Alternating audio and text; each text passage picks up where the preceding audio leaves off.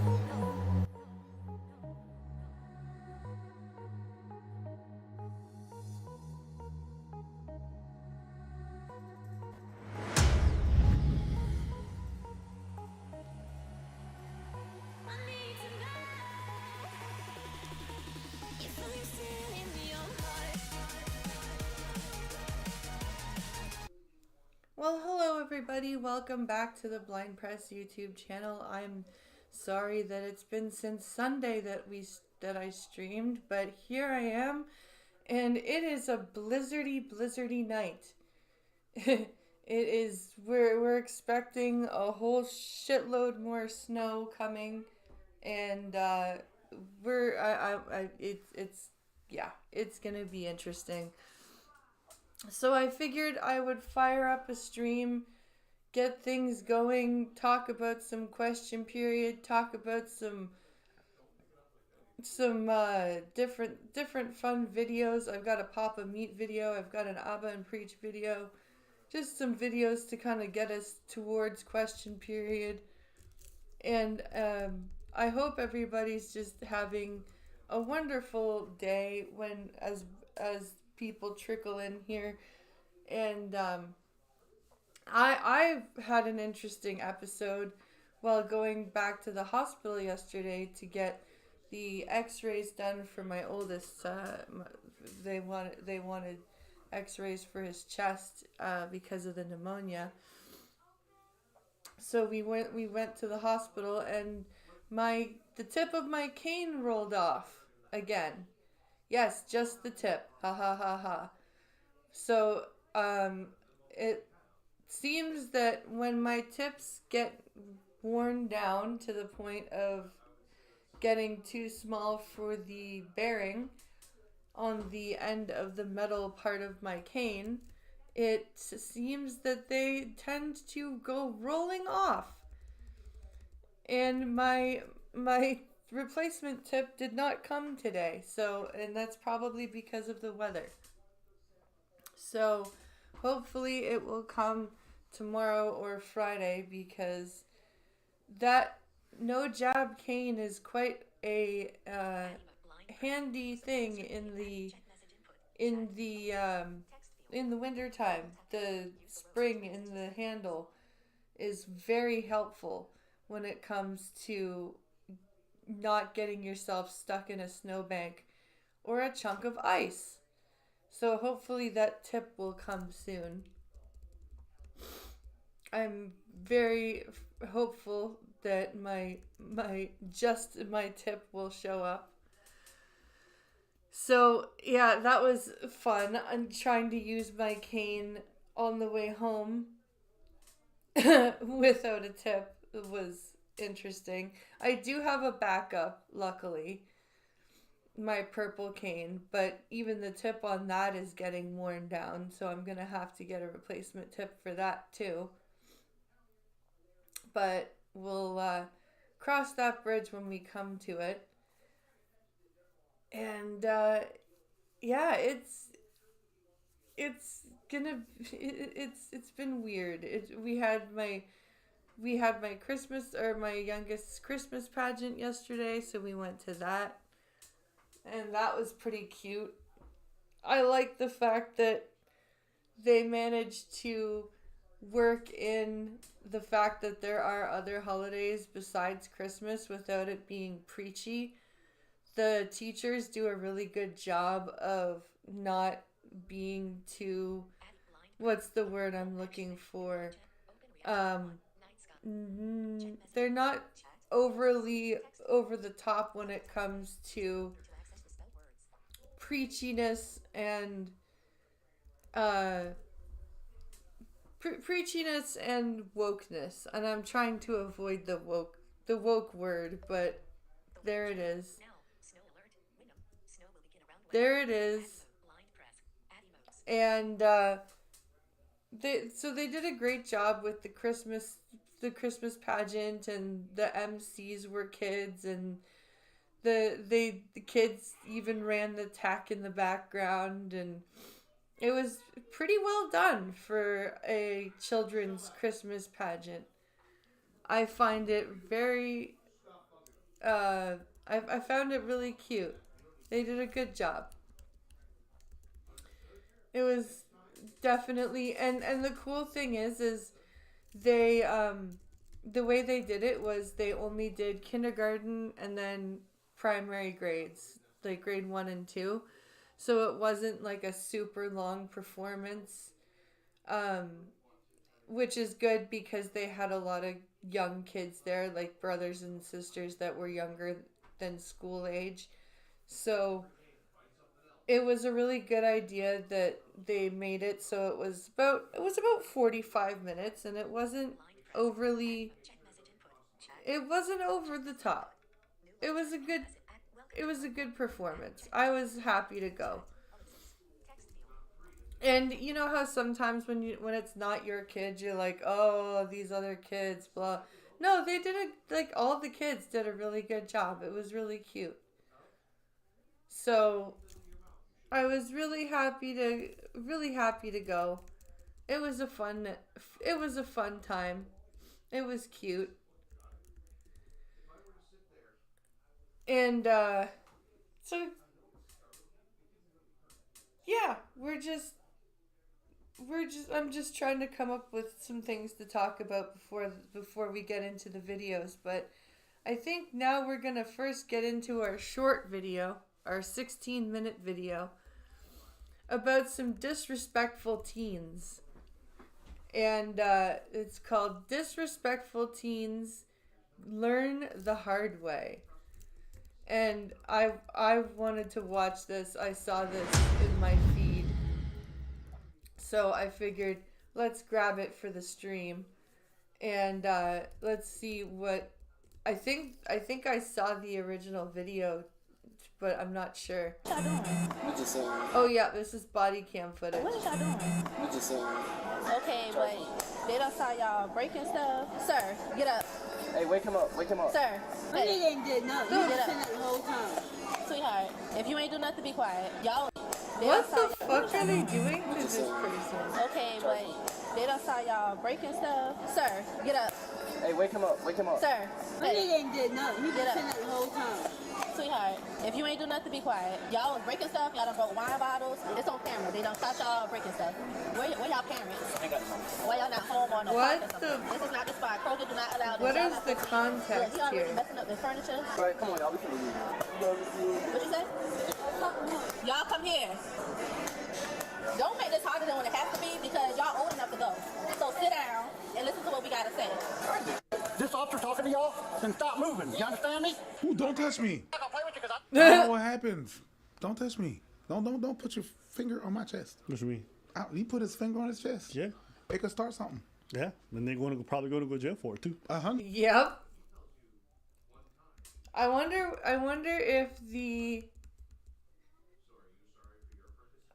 if there's the link for the original video.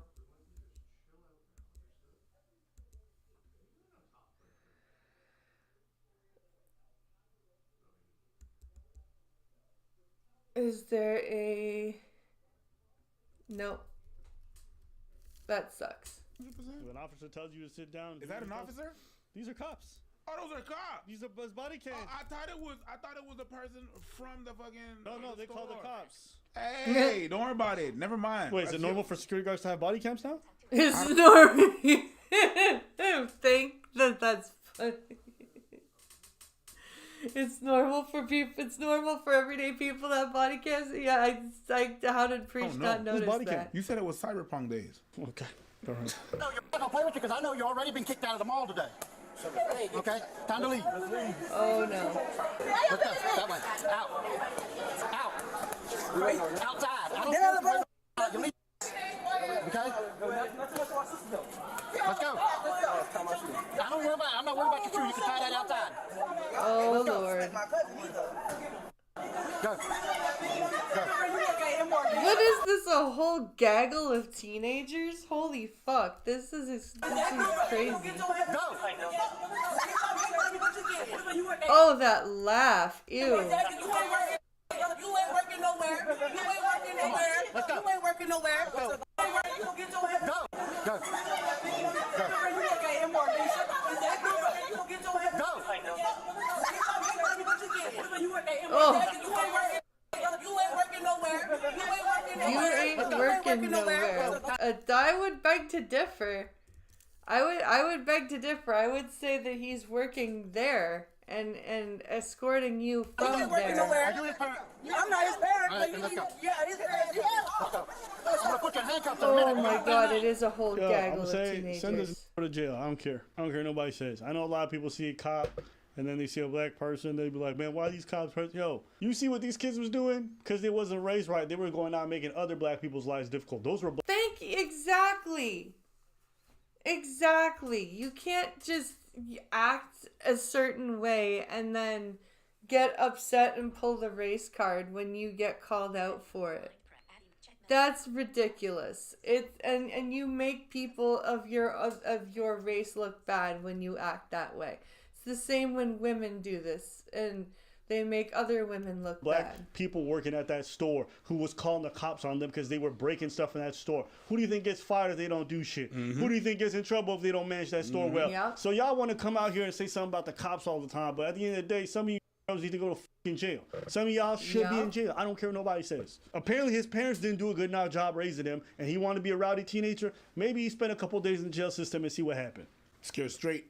Remember that show? I That was don't, great. I don't feel bad. I don't. Yo, some of y'all Scared raised... Straight was so fake though. Oh my God. It was, you could tell how fake it was too. Like you could tell, like it was like watching a train wreck, that show, the Beyond Scared Straight. Oh my Lord. animals who don't respect It elders, was- who it don't was respect like- nobody. The way he's talking to these adults... Let's go. My cousin either. Yo, this would be crazy to me to do to an adult. These kids are so... When you started, YouTube told me you posted a video about Made when you started. Oh, weird. So it notified you of the first So crazy. of the video, but not of the stream. That's helpful. They've already been kicked out, because he said it earlier. I'm not gonna play with you because I know you already been kicked out of the mall today. So they came back to trespass. Far as I'm concerned, send them to jail. If Yes, if they've already been kicked out of the mall already once, then they absolutely need to have more than a trespass charge. They need to go to jail at that point. you come into this building because of bad behavior and you come back, you're committing a criminal act. Yeah. Go to Yeah. jail. These cops are actually being incredibly lenient. Bro, none of you guys would ever defend this shit if you guys were the ones working there. Nope. If it was you guys working at that store and saw these motherfuckers having to break shit and make you clean it up, not one of you would defend this. No, of course not. But because they're not working at that store, they're not going to defend the workers. They're going to sit behind their keyboard and be like, "Oh, how dare those cops be so mean?" So I don't want to see nothing about the cops' behavior. I feel Because in my, bad.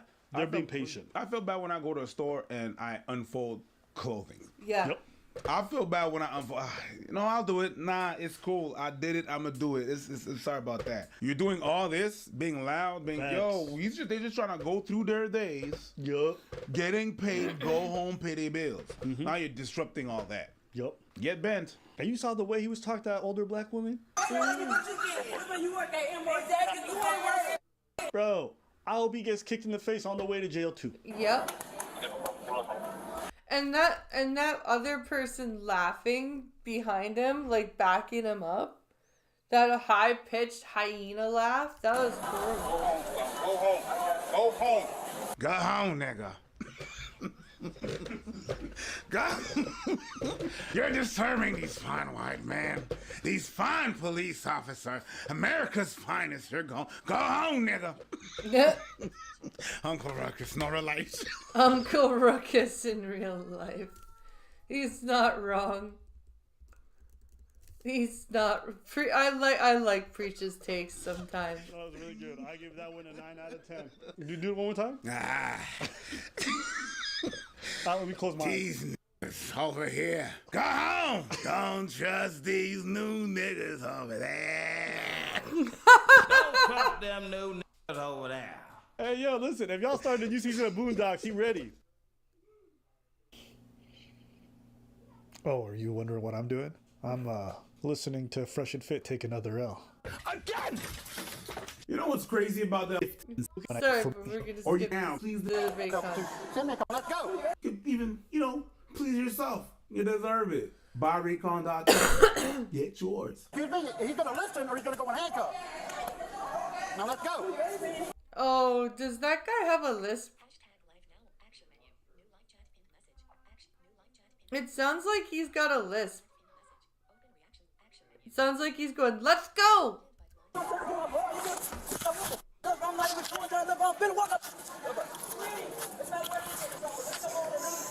Fort Altitude. Send me a couple more units. I got 6 juveniles that are being deported.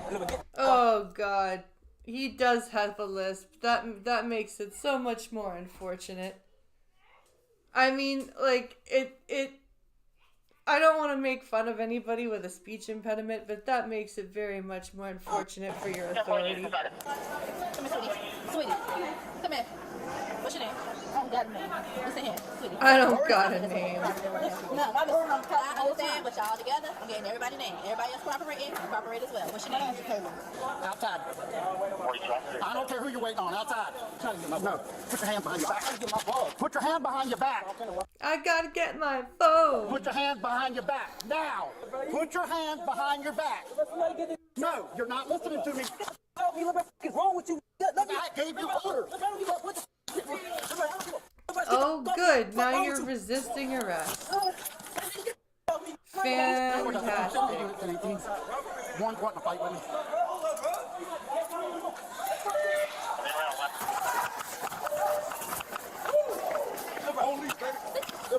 Yeah, and the police are getting applauded.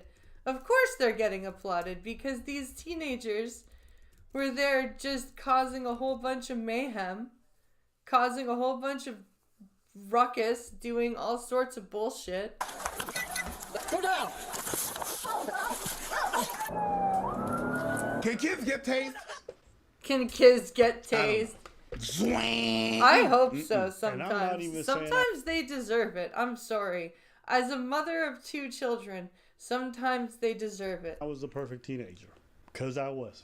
I got myself in trouble. But you know what? Somebody had to be firm with me so that I learned and then rectified my ways. My guy. Vas-y. I was not that bad a teenager, but if my parents were showed this and I was doing that, I was the one doing that. It ain't the cops you got to worry about. Nope. No, that's the thing. Like, I was always told if I ever got arrested for anything, like, it would not be, I would have to be begging to stay in jail, not begging to be bailed out. I would hope I'd go to jail. Facts. Yeah. Because what would happen in the confine of my house would have been terrible. Yep. Hey, what was up with them? They was tripping. What we got to eat? The ramification on my ass. The Boondocks clip. I love it. Oh, I miss that show so much. Would have been tremendos. Yep. I was a problem child with other children, never with adults, and certainly not with police officers. No. Y'all different. And my parents did all this thing to me and they loved me. A cop that don't give a fuck about you. I'm staying put. And you want to know how I know it's a parental thing? Because one of the main reasons why I respect police officers when I was a kid wasn't because of police officers. It's because of my parents. Yep. And my parents are white. But I was still, yes sir, no sir, whatever, whenever I got around a police officer, you know what I mean? Because I didn't want them to be like, find my parents and be like, do you know how she was speaking to us? Because I was worried what they was going to do if they found out I got arrested. Yep. Hey, listen, I'm not saying you got to be terrified of your parents, but you got to be a little afraid. I think so. Yeah. Or you certainly don't want to disappoint them. these kids don't care about nothing. No. The kids today don't understand what disappointment is. They don't understand what it is to disappoint their parents or disappoint somebody that believes in them. They don't understand what that feels like, and I don't understand why. Because as a parent that tries to impart that to my kids, like it bounces off them somehow, and I don't understand. When my dad had to come back, bro, the shame that I felt and how quiet that ride back was and the problems that came after, best believe there was no second incident. You call them problems? What happened after? You call what happened after problems? It was. hey, listen, you know, what happened inside the house stays inside the house. I mean, There was problems. Get off of me. You're going to cop too. Get down.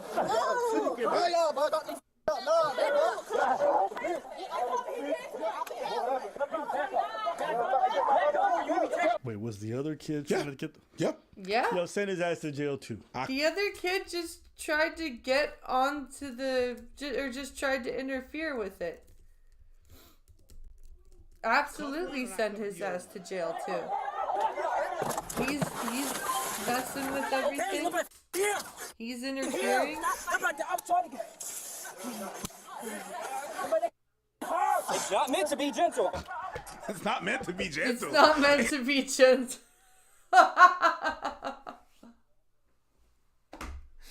Oh, that's fun. That's great.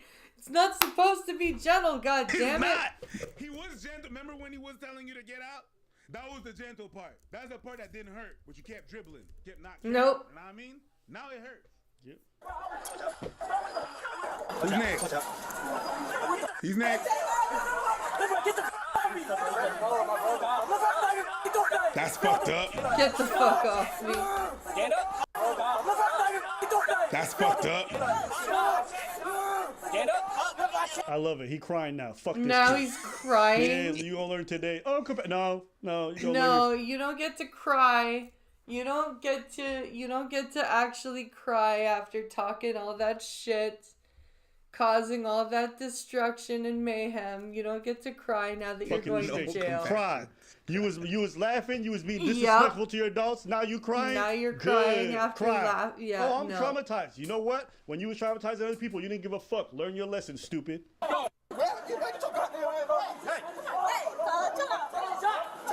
Please call your sergeant. I am the sergeant. Okay. I am the sergeant. I love that. Please call the sergeant. Yeah, I am the sergeant, dude. I don't see a sergeant. It's me. It's me. Get in the car. Yep. You see me? No, you don't. If you want to go in handcuffs, keep it up or back off. Back off. Back off. Get in the car. You either get in or I'm throwing you in. You got 1 minute. Move your legs. Get all the way in. You're not listening. I love when arrestees tell the officers they're not listening while they're resisting arrest. You're not listening, they say, while struggling against the handcuffs and refusing to get into the car. Man, can you please? We'll adjust them once you're in. Get in. Okay, you cannot. Get in. You cannot push me. Get in. I can't. The buckler's behind me, sir. I was trying to, sir. What the that hurt? Door slam. Shut up. And you don't want to cry about how much it hurts. It wouldn't have hurt if you just listened. Yep. If he hadn't fought the whole way, then it wouldn't hurt. This I don't understand these people. You should be in handcuffs right now for assaulting my officer back there, okay? I'm giving you a chance to get your phone. If you're not going to get your phone, I'm going to take you outside and handcuff. Go, come on. Wherever you're at, come on. What did he say? I'm going to take you outside and handcuff. Go, come on. Wherever you're at, come on. Where's the other one? There's 5 others in there. Weapon cutter with him. They're all out now. Bro, I was leaving. Are you going to Taco Bell or not? If not, then sit over there and be quiet. If you don't tell us, he's got to go to the jail. Oh, yeah. That's how that works. Damn, it's 1, 2, 3, 4, 5, We're only needing 4 people. 6. Yo, they giggling too much. Oh, they are. They are. It's this whole giggling nonsense is getting really frustrating to listen to. I don't understand why it's so funny. To jail too. Yep. Oh, God. I'm going to walk with him. Where you going? They sound like they're 13 years old. You can sit right there. Walk that way. No, you're not. Walk that way. Who are you? Officer McDonald. Now walk that way. 64386. Walk. Why are they? What is so funny? They still laughing. Yeah. They still Yeah. Arrest them. You need to take them. Send them all to jail. You need to take them. Yeah, if they don't. I know you're not Arrest trying to do them all that. all. I understand that, but that's a lot of paperwork. I get it, but they all need to be taught a lesson. Arrest the lot of them. We got threatening. We just standing. Walk that way. 2 of us, 3 of you. What the f*** you mean? Y'all Walk know the that way. 1, 2. 1, 2, 3. Walk that way now. That's what they mean. There's more of them than there are. There's more of them than there are officers, and the officers do not like that. They. All 3 of you in handcuffs, you can join him in the car. Yep. I'm standing here. You can get. They're showing so much restraint. He told the other cop, "No, back up, don't do it," because he was about to go Yeah, handcuff him, and the other cop said, yeah. Don't." Boss man, go ahead and put your ladder down for me. Stand up. If I'm just sitting there playing. On your back. You're going to be under arrest too. What the I do? Battery on a Leo. Battery on. Why I didn't touch nobody? Yeah, you did. Who? It's on Yeah, your body he camera did. and your Who I touched? Y'all sleep. He definitely in the middle of the arrest was putting his hands on the cops, definitely trying to get did. them off his brother. Yep. He definitely did try to pull him off his brother. Yep. Absolutely. Can never do that in the Nope. middle of arrest. Nope. If I'm a cop and I feel some guy's hands on me or my body, especially when I got a gun in my holster, I would never allow that. And the cops told him to stay over there. yeah, Yep. listen, I'm all for it if cops are doing wrong. This ain't it. Sleep out. Why I didn't touch not a damn person. I'm not gonna do a step on my phone. Let him handcuff you. Don't do this. Man, what the f*** you mean I didn't touch you? Oh no. You want to get taped? Put your hand behind your I back. didn't do anything. Now the squeaky kid's gonna get it too. There's the cuff right here. Why y'all arresting him? Obstruction. Wait, they didn't get the white boy? They didn't get the white boy. Nah, that's weird. That's weird. That's super weird. Yeah, that is super weird. Why did they not do that? Is the white boy the squeaky kid? Because they need to get the squeaky kid. But the ones that we're talking were not the white boys. But it's weird.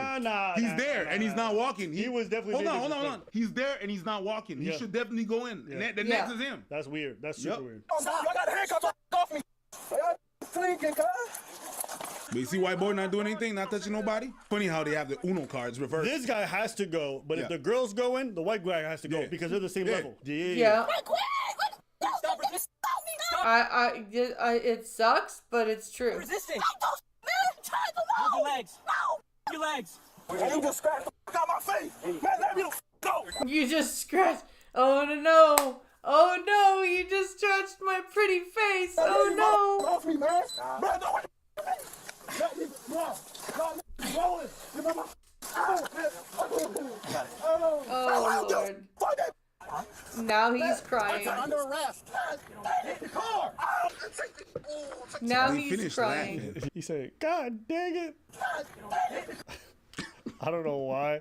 That took me back to my childhood. Because after saying all that, you're Man, fuck that nigga. Fuck that bitch too. Now he's censoring himself to God dang it after laying out all these F bombs and N bombs and dang it. Yeah. Zoinks. Golly gee, Oh, Willikers. shots. These hurts. After saying all that shit, calling a hole, and anyways. No, it just made me think of Scooby Doo. Yeah. I mean, I'll see what their charges are after this. They didn't get the white kid. They didn't get the white kid. not being in. I don't agree with that. They should have put all 3 of them. The fact that they put that girl in, they didn't put him in. That's such to me. And if y'all can't explain either, because I watched that arrest and I understand why the big guy has to go because he put his hands on people. Fine. Yeah. The girl going and not him. That's weird. The suspects shown were arrested on felony obstruction and disorderly conduct charges. So, felony. Yeah, I mean, that'll do it. You can't put your hands on cops. I don't know what y'all think is going to happen. But anyways, I did not expect it to end like that. I was fine with what the cops did up until that end point. You got to be comfortable touching a cop. You got to, I don't know. All of this could have been avoided. These kids was raised right. Sorry, but no. And it's not even about the cops. They were disrespectful to the employees in the store. They that were. to me is the most egregious thing. Yep. More than the cops is them. They getting paid minimum wage just to work here, have to manage all this stuff, and you gonna help to get these people fired. You gonna make their job much difficult. Nah, fuck these kids, bro. Yeah, no. This is the problem with kids like this, and to an bigger extent, you know, the people like the Johnny Somalis of the world that show up and act the fool with the stream going and just like just disrespect the premises that they happen to be on and the employees around them. It's absolutely despicable. These the way that these people carry on. And these kids absolutely deserve to be arrested. Now, all of them should have been arrested, not just the black kids. And I'm not just saying that because Abba and Preach said it. They were all involved in the disarray and disrespect, and then interfered with the arrest of the one kid. So yeah, they absolutely should be involved, or they absolutely should be arrested, every one of them. And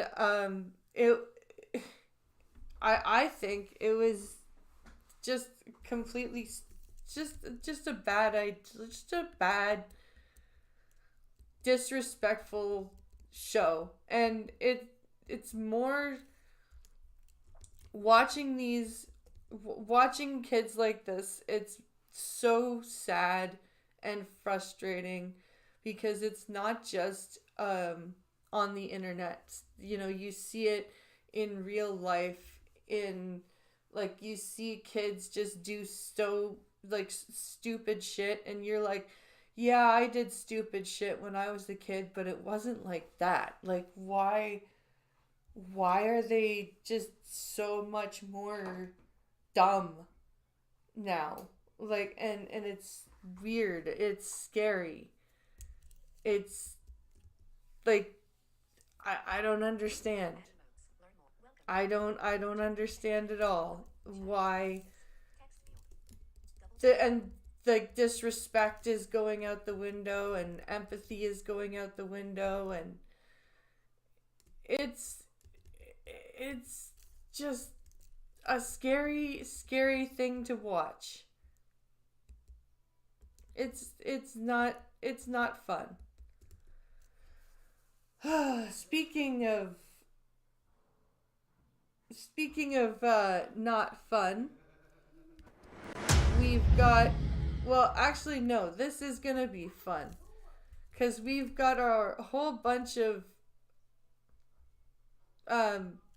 what was I gonna do? I was gonna do our Papa Meat video next. The death of restaurants. Oh no, not Hooters. Is Hooters dying? I hope not. Let's see, this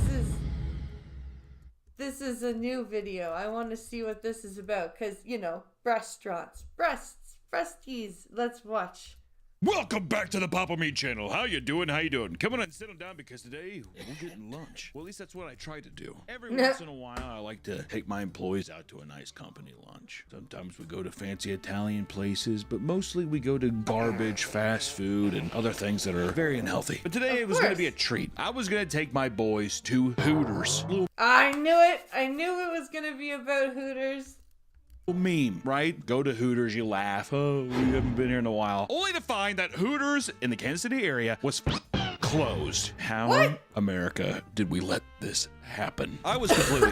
How did that happen? How did a Hooters in there get... I had been to that Hooters for my entire life. My entire life I've been to that Hooters location. It's been revamped, redressed, everything. All knowing that I could go to see some middle America women with big... serve me mediocre chicken wings. It's a staple, and it's gone. And it made me think about Hooters as a whole. What's happened to it? Where is it gone? And that's why today we're talking about the downfall of the restaurant. No, not the downfall of the restaurant. Heaven help us. For any of you who maybe are, I don't know, don't know what Hooters is, let me give you a rundown of one of the greatest restaurants on planet Earth. This genre of restaurant started with the origins of Hooters in 1983, when 6 men from Clearwater, Florida, opened a place that... Why did I think Hooters was from earlier than that? I don't know why, but quote, I've they always couldn't thought get kicked Hooters out was of, like according the to the 60s. Hooters website about section. So it was a bunch of Floridian guys basically being like, can we just open up a place we won't get kicked out of for oogling the girls? Come on. The founders aimed to create the quintessential manly environment. Wings, sports, and they had no Sounds great to me. prior Wings- experience in the food wings industry, and but decided to boobs, buy a yep. cheap building that used to be a nightclub. That makes sense. Within a year, business was exploding. They eventually partnered with Hugh Connerty, who aimed to take the restaurant chain worldwide. They opened hundreds of locations and pioneered the quote, restaurant. It's like The restaurant. every guy just kind of did. Hugh, you good man. They were not without their many controversies over the years, and in fact, Hooters has dealt with many. Various claims of gender discrimination.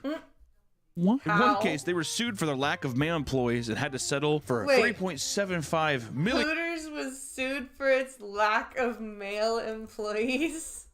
How is that supposed to work? How what are you supposed to do? Hire fat guys with man tits? In a nice lawsuit, tons of sexual harassment suits, and studies showcasing the serious mental health issues attached to the Hooters girls. What, they get to smile all day? I'm sorry, you have to smile and be a little princess all day and be beautiful? Well, that sucks. Hooters truly was unstoppable for a long period of time, expanding into ventures outside of just restaurants. In 1986, Hooters released calendars showcasing Hooters girls from all Of over. course. Purchases of the The calendar Hooters girls calendar. eventually became a way of funding the Give a Hoot campaign in 2002, donating Hey, part of there you every go. purchase to the fight against breast cancer. Hey, there's nothing wrong with that. I'm sorry, there is nothing wrong with that. The Give a Hoot campaign fighting breast cancer. I'm. And then in 1987, Hooters started a television program called Hooters Night Owl Theater, starring What Lynn the- Austin, one of the first Hooters girls who later transitioned to Playboy in 1986. Backstabbing. It was renamed to Hooters Movie of the Week, where Hooters girls would introduce movies that would play on the Hooters program. Movie That'd be of sick. the Week. Reanimator. Oh my God. You know what I mean? It eventually became That's an insane. I had no idea that was a thing that actually happened. SNL-style skit show, That's providing comedy so sketches crazy. until its eventual cancellation in 1995. That's a pretty good run. 9-10 years. And then in 1991, 9 to 10 years for Hooters girls on TV? That's pretty awesome. driver Alan Kulke was sponsored by Hooters for his appearance in the final NASCAR event of the year. They continue to sponsor various sports teams events afterwards, like the Miami Hooters, an arena football The league team, Miami Hooters. various other racing teams, and the NGA Pro Golf Tour. Hooters even started selling their food in convenience stores, like with their frozen chicken Wait. wings and sauces. And There's actually Hooters frozen chicken wings and sauces and shit, and that makes sense because like there's like the Jane's pub style stuff up here in Canada, and yeah, that makes sense. 2003, Hooters created Hooters Air as a way to advertise their brand in the Hooters skies and Air. expand their reach. People who boarded the flight would get to experience the Hooters restaurant in an airborne No setting. way. That's awesome. That's great. Hooters in the air. That sounds amazing. Complete with the traditional Hooters girls and their skimpy attire. Oh, to go back in time. Hooters girls were not able to sell food before they were FAA certified, and instead pushed merchandise onto passengers. They're just like, can I get some wings? What about this owl shirt? He's wearing like 6 of them. I don't see why one more couldn't hurt. That would suck if you're not FAA certified and you're a Hooters girl. I want some food. Sorry, all I can do is sell you this merchandise. Would you like a shirt? Operation ceased in 2006, No, I and want Hooters some of America food. lost $40 million due to the failed business venture. This failure was due to several factors, such as the cost of fuel and operations. Do you understand how expensive it is to fly a plane? I mean, like No jet kidding. fuel. My God. Airline competition. Do you think the Hooters airline is going to be able to compete with Southwest Airlines? Yeah, no. The Hooters airline is going to be very niche, and nobody's going to actually want to fly on it. Delta? And its adult theme puts off families and small children. No By having a kidding. Hooters airline, it is awesome and hilarious, but you do completely ostracize the wife and kids aspect of everything. Yeah. That's the fundamental You're not gonna process wanna of the go on airlines a Hooters airline flight with your wife and kids. making all of their money is families traveling to other places together. And if it's just the boys, let me tell you, you're gonna be penny pinching for a while, all right? But fresh off their failed airline, Hooters created their first casino and hotel in Las Vegas. This only seems natural to me. This is where I'm like, this is what would work. Created on the new Las Vegas Strip, the hotel aimed to rake in gambling earnings akin to its massively successful neighbors. Aside from the obligatory Hooters restaurant, it also filled the casino with Hooters girls that would actually probably work. Filling the casino with Hooters girls, that would probably be a good idea, because like the more pretty girls there are around, the more you're apt to probably just be like, ooh, gamble. served food and drinks as well as acted as casino dealers. Dude. Yeah. Awesome. They were profitable for a short time, but started to see a noticeable decline by around 2009. What happened around then? Was that like some big It's almost like a big recession happened around 2009 or something. crash or something? They were eventually purchased by Oyo Hotels and Homes, which massively changed the branding but kept the Hooters restaurant running inside. Hooters slowly began to lose its appeal due to its outdated nature of its core concept, sexualizing women. Who would have thought? It's been Oh, how is that? That's not an outdated concept. It still works. business ventures did not often pan out, and recently, the pandemic led to many locations shutting its doors forever. In 2024, 44 locations across 14 states were permanently closed due to rising costs and declines in sales. And fun fact, in 2017, Hooters created a more family-friendly spin-off called Hoots. And Hoots was primarily a to-go restaurant that had more modest dress code and more traditional fast food setup rather than table service. Version of Hooters. I don't like that. But I will take my men to their company lunch, and I will take them to Hooters. But we're gonna do it with some style. We will have Hooters in Las Vegas, but we will also be trying the other restaurants in Las Vegas as well, such There are other restaurants. as Ojo Locos, Twin Peaks, Tilted Kilts, and the Heart Attack Grill. Basically, we're just gonna go and see which one's best. Can the restaurant chain stay alive? Is it all just a dumb gimmick? Let's go find out. Hoo-yah. First, we went to Hooters, which was in the Oyo Hotel. This thing was odd. We parked and there was this like disgustingly dirty, dusty car with two giant cocks drawn in the dust on its windshield. That was a nice welcoming sign, but it's Gross. It sounds lovely. step into the Okay. hotel, you're like, where the fuck is this Hooters at? It's the big branding outside for it. You're looking around, you're like, it feels familiar. And it's because the Oyo Hotel used to be the Hooters Hotel. And they did nothing on the inside. They kept up the wood paneling, So they bought the Hooters Hotel and just kept it the same. orange lights, everything. And you can kind of get glimpses of how there might have been Hooters girls walking around, That's dealing funny. cards, doing whatever. But like a redheaded stepchild tucked away in the back of a family photo, they tucked that Hooters in the deepest, darkest corner of that casino. I mean, Oh fuck! So the restaurant is like, where's the Hooters? We have to go on a treasure map to find it. it was sad. They even had there was like a cocktail lounge next to it. Hooters Lounge. Like the Hooters Lounge or Saloon or something like that. Vacant. Dark. I mean, I was like, this is, you can't just leave the lights on. I mean, this is Las Vegas. And we pulled up to the Hooters there, and there it was in all of its glory. It was sad. It was kind of sad. It was actually very sad. I was extremely sad. And it made me think, why did we just fly thousands of miles to do this? I don't know. Because I'll be honest, the food was never that good. It doesn't matter. This is my first time at a Hooters since I was probably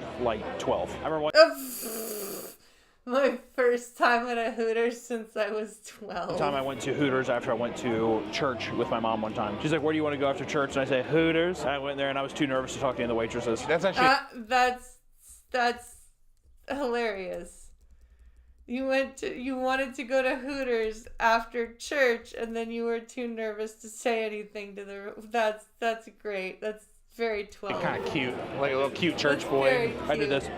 Did your mom make you take a picture with him? And you're like, he's hard, he's hard. They're slapping her out, laughing at you. Oh God. I don't know what it is about women walking around with their ass and their hanging out. You're not supposed to. It has been ingrained in your soul. No looky. You're a creep if you do. I don't know if you felt the same way, Nick. I was looking at the floor the whole time. Actually, no. Nick had a camera, and we had to tell him to stop filming the girls. I mean, I was like, you need to pump the brakes a little bit here. I want to get this out of the way too. The way we're going to be judging this competition to see which is the best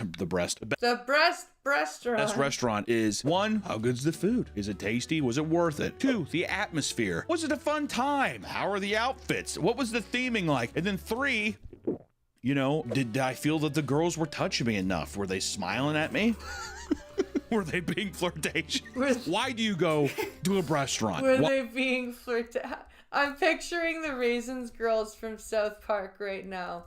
It's, hi, hon. How are you doing? welcome to Raisins. Fine, because it's not the food. It's shitty frozen food, but you get to drink beer there. You get to watch a game, and then there's girls with come over and they're like, oh my God, hi. So I thought that would be an applicable thing. How touchy-feely is it? I'm a married man. All right. I'm just saying that's one of the aspects of why I think people would go. So are they fulfilling that part of this feels like prostitution. It's not.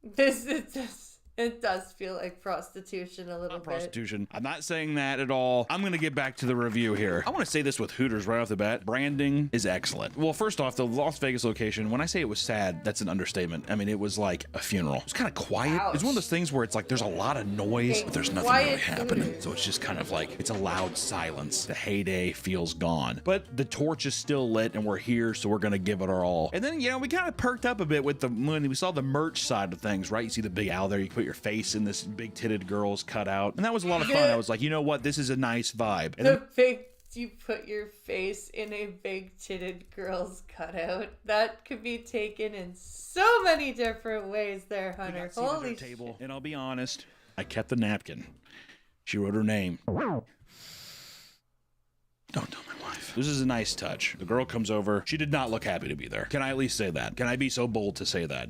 Did not look like she was having a good day. There was a very anime-esque hostess that you kept recording. No. You definitely did. Her ass was out there and everything. I was just like, does this thing have smell-o-meter? I don't. What's your name? She was like, you can go this way. That's what her voice did sound like, did it not? She's like, yeah, you can sit over here. I'm like, thank you. And Nick's like, baby. You forgot the ultimate technique. I put the camera up to my chest. You just put the camera up to your chest like a man holding a sword. My lady. My lady, I have this camera and I'm going to film you. I hope you do not mind. Oh yeah, she's like, what's that? And her buddy was You like, have the camera. to. She's like, oh, cool. And Nick was like, you guys walked away. She turns around. She's like, what is that? And I went, what? She was like, the thing he has. I was like, oh, it's a camera. And she's like, that's really cool. So I'm like, I figured it out. They think everyone who comes to eat here is. wait! We want to thank today's sponsor, Factor. The holidays are here. For the better, click first. The Hooters Factor for sponsoring. No, I'm not trying to be misogynistic. They were wearing the jacket. Like it was not that cold. They're wearing the jacket, and it was hiding everything. I want to say something real quick already. The Hooters saying they're not really showing much cleavage. What is it? No Hooters are being hooted. If they're wearing the jacket. It's a sanitized. This is what feminism has done to this country. A jacket at a Hooters? Are you kidding me? You're supposed to be cold and have hard nipples. That's what it's supposed to be about. I just want to say, if you're going to Hooters and you have things obstructing the uniform, why am I there? All right? I mean, am I wrong? You go there to see them. Well, atmosphere, not doing too bad. We're still waiting on our food here. If the food is good, this is gonna be hard to beat. The ambiance in here when I was standing out there, outside looking in, does not look good, but being in here, not bad. I think we did like wings. We tried to get some samples of stuff because usually the staples at these places are buffalo wings, burgers. Oh, and like it came with fries or something. Oh yeah, we got the cheese fries. And then the little cheese fries thing, whatever. Fries. Cheese fries is different from poutine, and now I'm hungry. We got the God drinks. damn Let it. me tell you something. One thing about their cocktails menu is they have this whole section of cocktails where the end of the paragraph is it comes with a splash of Mountain Dew. It's called Hooterade, and to me, I was like, this is one of the trashiest yet most compelling things I've ever seen in my life. And guess what? Those motherfuckers were good. As a child, I wasn't able to have all the alcohol and stuff, but now here we were. We were men in a Hooters experiencing this for the first time, and it was great. Aesthetically beautiful wings. Taste is so mid. Everything's definitely frozen. They're trying to keep the ship afloat, dude. Everything's definitely frozen. That sucks. But hey, what do you expect? It's frozen and refried, right? It was not good. The food aesthetically looks very good. You could take photos of this food all day. Everything felt like it was just frozen. Not cold, but like it tastes like a frozen meal. So the food, I was like, I would not eat here. I'd come here and I would watch a game and get some Hooterade. Are you kidding me? Unbelievable. The atmosphere was kind of fun. After a while, once you get a couple drinks in you, the place gets a little lively. But once again, I bet you once you get some drinks in you, then you'd eat the food. What kind of day you were having, but guess what? This is a ranking, and it was just kind of like, I don't know. What do you do? Because Hooters is the namesake, we have to put them at the top. I have no other parameter of the other ones, so who knows? This could be the best, right? How is the legacy brand going to hold up against the competition? That's what I'm worried about. That's 100% AI.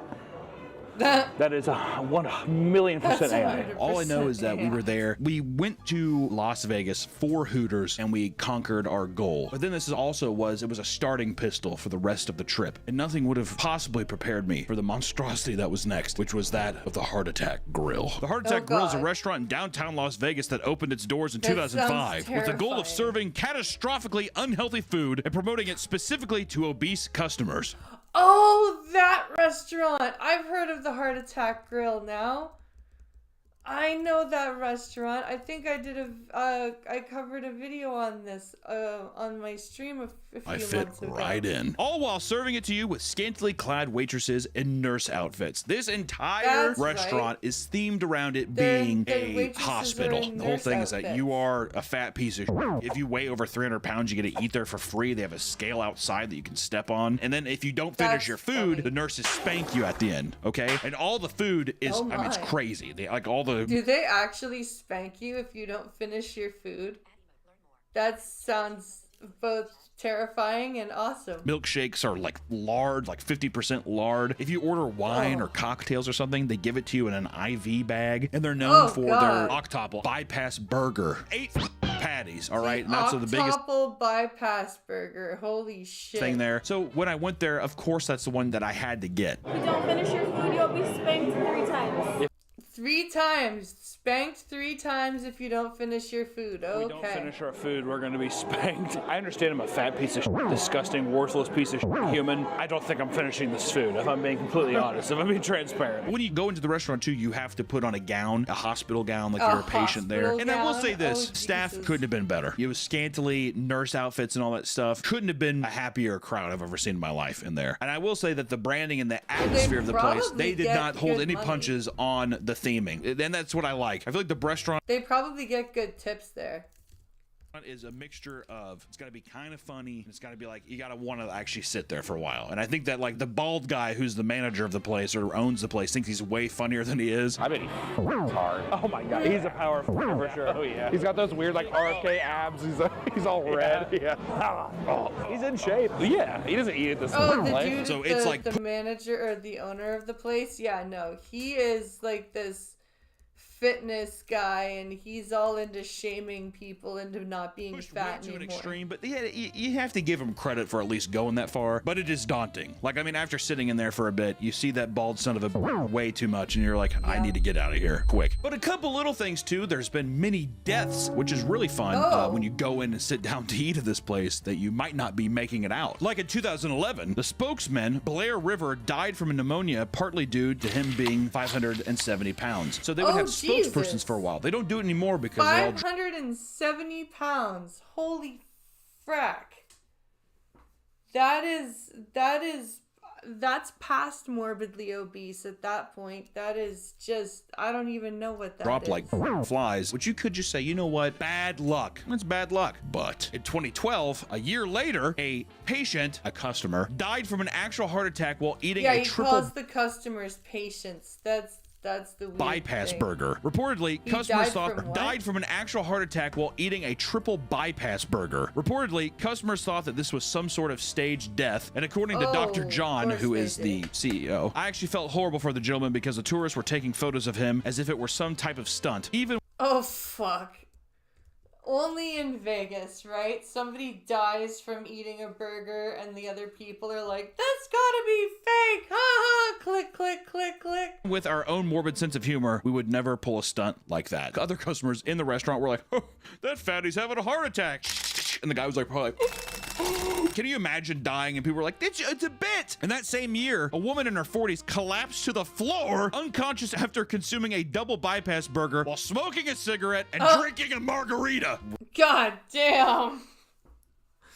Eating a burger, smoking a cigarette, drinking a margarita, down she goes. Were you watching other people eating? There was one guy who grabbed like the mayonnaise and he just squirted it each bite, like oozing. The whole thing too is that it is, once again, it's like a joke restaurant. Oh, it is that's like supposed to be gross. stupidly unhealthy, but man, it was a sight to see. Also, I think they use like hospital lighting too, so it's very like sterile. It's just like the whole thing just feels kind of cold and I don't know. Also, one of them was a fan of mine, one of the waitresses, so I just want to say shout out you, appreciate you. And our waitress was really nice too. But let's get to the actual food. I want to say this, not good. When I say not good, I want to say my God, atrocious. So I got atrocious food. Oh, lovely.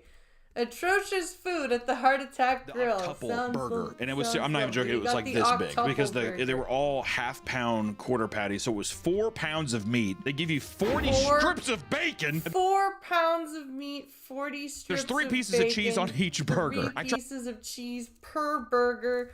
Oh my God. And I was like, I feel sick. They were all definitely like frozen burger patties, like the thick frozen burger patties that you would find at like a wholesale. Not fresh at all. It was so dry. I knew that I was not going to be able to finish the food, okay? But then I have to look forward to my waitress spanking my ass. They had like different degrees of like, do you want it soft, medium, or hard? She chose the hard one.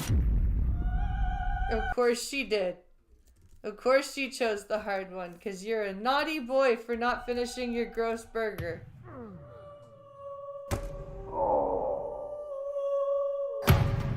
And that last one stung, which is odd because it didn't have the biggest snap, but it did. And my ass was blistered for quite some time. I was also wearing basketball shorts, dude.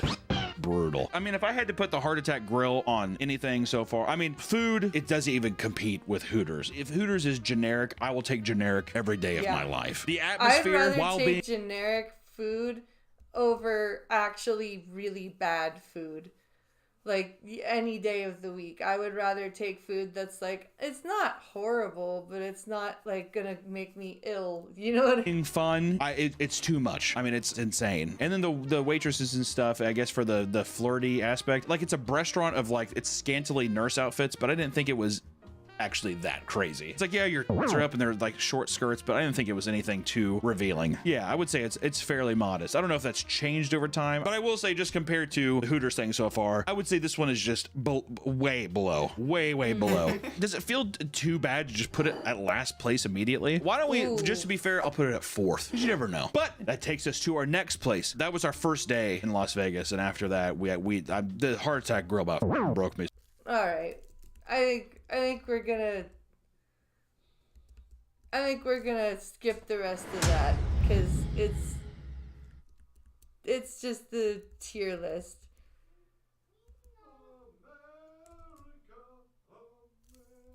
But I would like for us to switch over to our main theme of today.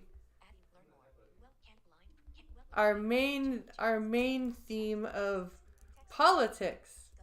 Our question period. And like I said, today question periods have been spicy this week, so I wanted to cover this. So let's get into this now that we're into the 1 hour mark of our stream. Let's get into the crazy question period. I think Pip is here to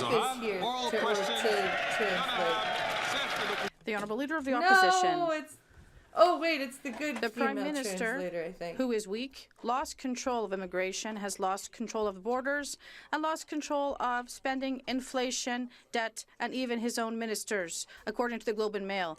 Tension is rising between the PM and the Minister of Finance on the tax cut, and it's compromising his commitment to keep the deficit to 40 billion, as the Minister of Finance promised. Why is he pushing his finance minister to break her promise on this inflationary deficit? The Right Honorable Prime Minister, Mr. Speaker, the Conservative leader likes to dramatize things. The Conservative leader likes to dramatize things? I'm sorry, who are we speaking of again? I'm pretty sure we're speaking of, I think he needs a mirror. Distract Canadians from the fact that he voted against a tax break for Canadians. He voted against dental care, which has now reached 1.2 million Canadians. He voted against investment. So a whole tenth of the school country. Food programs. And he continues to try to muzzle his members to prevent them from talking in the interest of their communities. I remind you of the caucus meeting where your leadership was called into question. How many members did you let speak And he there? refuses to obtain his security clearance to be able to protect our democracy. That's how he wants to distract Canadians. The Honourable Leader of the Opposition, the Prime Minister, is the one who's trying to muzzle his own Minister of Finance. There you go. She made a promise to limit the deficit to $40 billion, to avoid further inflation, which is costing Canadians so much. And this is gonna, this tax cut, this GST tax trick with the $250 million or $250 check in the spring, that's gonna put up another $6 billion of inflation. So much that they can't feed their children. And now he has forced his minister to break her promise. Yep. And he's attacking her in the papers. Why is the Prime Minister forcing his minister to break her promise and her credibility? The Right Honourable Prime Minister. As we've just seen, why the Conservative leader keeps on playing these dramatic games. It's because inflation is now at the level that is expected by the Bank of Canada, which has led to a cut in the key rate of 0.5 percentage points. And we are here to help Canadians. We have kept inflation down, but what they have done, they have voted against the school food program to help young people across our country. And he is blocking access to dental care. People. He is not here to help Canadians.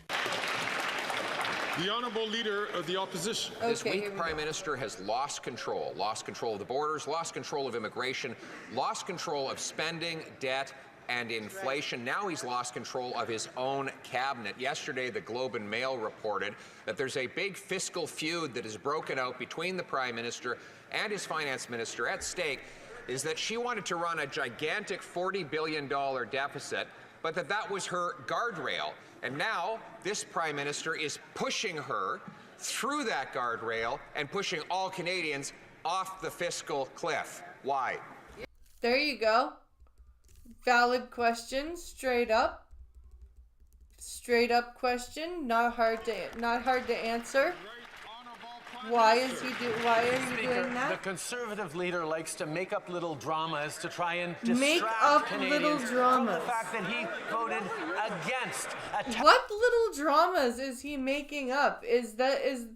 So are the Globe and Mail reports lying? Are you guys not having issues over this new tax thing that you're doing? The $6 billion? tax break for all Canadians.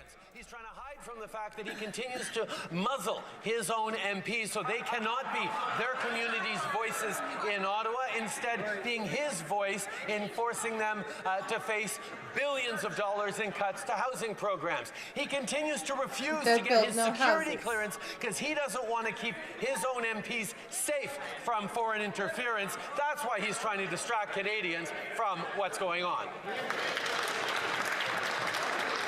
The Honourable Leader of the Opposition. Muzzling, Mr. Speaker.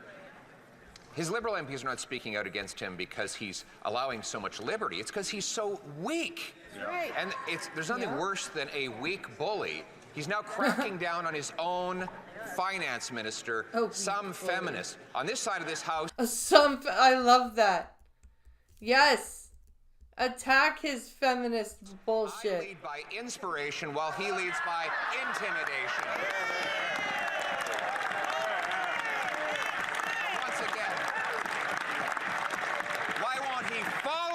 Inspiration and stand up for the promise that he made to keep the deficit under $40 billion.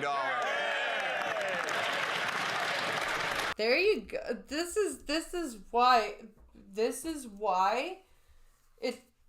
Polyev seems to be the best choice right now. He's got the best way of the plan, the way of speaking, the way of articulating the plan, and Trudeau just blah blah blah The Right Honourable Honorable Prime Minister. Once again, Mr. Speaker, we see very clearly for the Leader of the Opposition, it's all about him. Well, for us, Mr. Speaker, it's all about Canadians. It's all about giving Canadians a tax break over the next 2 months that the Conservative leader voted against. It's about delivering dental care to 1.2 million Canadians, where 3 million Canadians are already approved to access dental care in the coming year.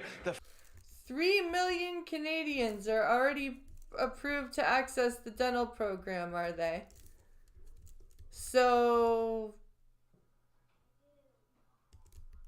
still less than a quarter. The fact is, Mr. Speaker, we continue to be there for Canadians. He continues to be there for himself to try and block the help we're delivering to Canadians, to make sure everyone thinks everything is broken because he's busy breaking it. How is he busy breaking it? He's not in a position to do anything. How can Polyev be breaking anything right now when he's not in the power position? Yes, clap like sheep. Yes, yes. Order. Order. The Honorable Leader of the Opposition. He's been Prime Minister for 9 years. Let's review the chronology. So, not even 8 months ago, his minister said the deficit would not exceed $40 billion, the guardrail. Then, he went and got his banker friend, Carbon Tax Carney, to become his top economic advisor, stripping the power away from his finance minister. And suddenly, the guardrail was broken. Is he really going to subject his finance minister to the humiliation of reading Carney's fiscal update, which busts through the guardrail? Oh, ouch. That's a brutal question, right? That's harsh. The Right Honorable Prime Minister. Mr. Speaker, this morning, the Bank of Canada announced interest rates are going down yet again. Yeah, and that doesn't mean anything for actual Canadians great right now. news for Canadians for whom things will become more affordable. On top of that, a tax break out for Canadians over the next 2 months that the Leader of the Opposition voted against. Yeah, why, Mr. again, Speaker? because he not cares a more real about tax his break. own political interests than he does about Canadians who are struggling. Oh, he'll talk about the challenges Canadians are facing to try and instrumentalize them for his own gain, but he won't lift a finger to help Canadians.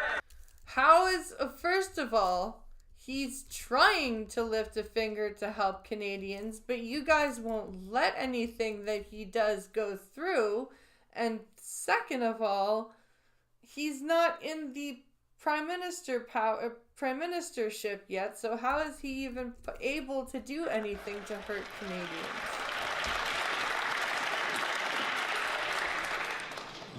The Honourable Member for Belleuil-Chambly.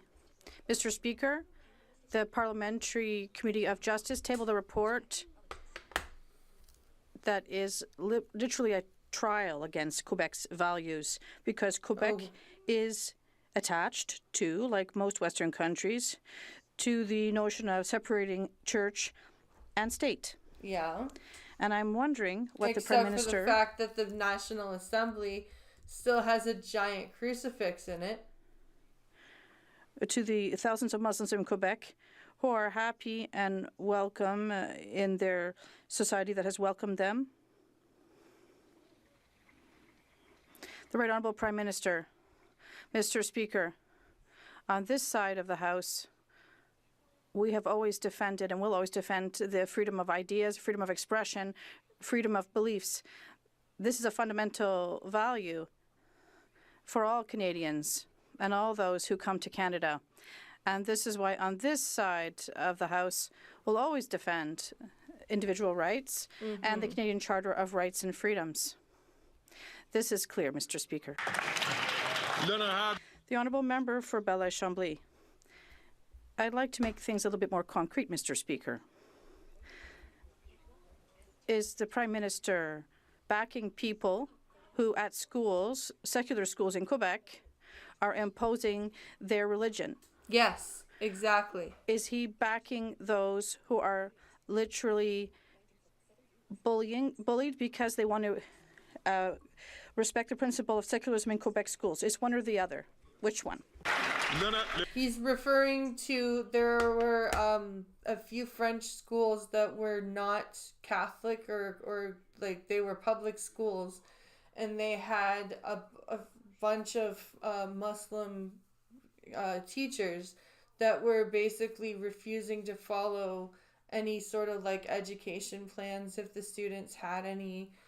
They were saying that their religion had to be taught, like Muslim, like Islam had to be taught, and it was crazy. Mr. Speaker, very clearly, we will always defend I covered that in the freedom of religion, freedom of expression, which are fundamental values for all Canadians and Quebecers, and that is why we're moving forward to defend the Canadian Charter of Rights and Freedoms. At the same time, Mr. Speaker, whether it's at independent universities or elsewhere, every institution has the responsibility of hiring the best possible professors and teachers based on merit, and that's what all Quebecers and Canadians expect. The honourable member for Burnaby South. Donald Trump is a bully. Donald Trump is a bully. Now we see somebody saying something. When Trump says... The honourable member for Burnaby South. Donald Trump is a bully, and bullies prey on weakness. When Trump says jump, the Prime Minister says how high. And when Trump trash talks Canada, the leader of the Conservatives repeats that garbage. Then why did you vote confidence in him? If you think he's so weak, why did you continue to vote confidence in the government yesterday? When Trump trolls Canada, hundreds and thousands of Canadians worry that they might lose their job. Why won't the Prime Minister fight back and protect Canadian jobs? Hear, hear. The Right Honourable Prime Minister. Mr. Speaker, the job of a Canadian Prime Minister is to stand up for Canadian jobs, for Canadian workers, the Canadian economy. That is exactly what we are doing with a level of serious and a level of focus, and quite frankly... With a level of serious? Do you mean seriousness? A level of seriousness? Team Canada approach that brings Team Canada approach. Here we go again. Different actors from unions, from businesses, from expertise across the country. That is why we will continue to take this seriously, not freak out like the NDP or repeat the attacks. Freak out? Yes, the NDP is freaking out. Yes, yes. It's not like they're actually pointing out the problem for once. Like the Conservatives, we will stand up for Canadians like we have before, as we will again. The honourable member for Burnaby South. Either, Mr. Speaker. The Prime Minister. Either, Mr. Speaker. The Prime Minister is doing nothing while Trump mocks our country. What did he say? I wanted to hear what he said, but the stupid French translator messed it up for us. Order, please. The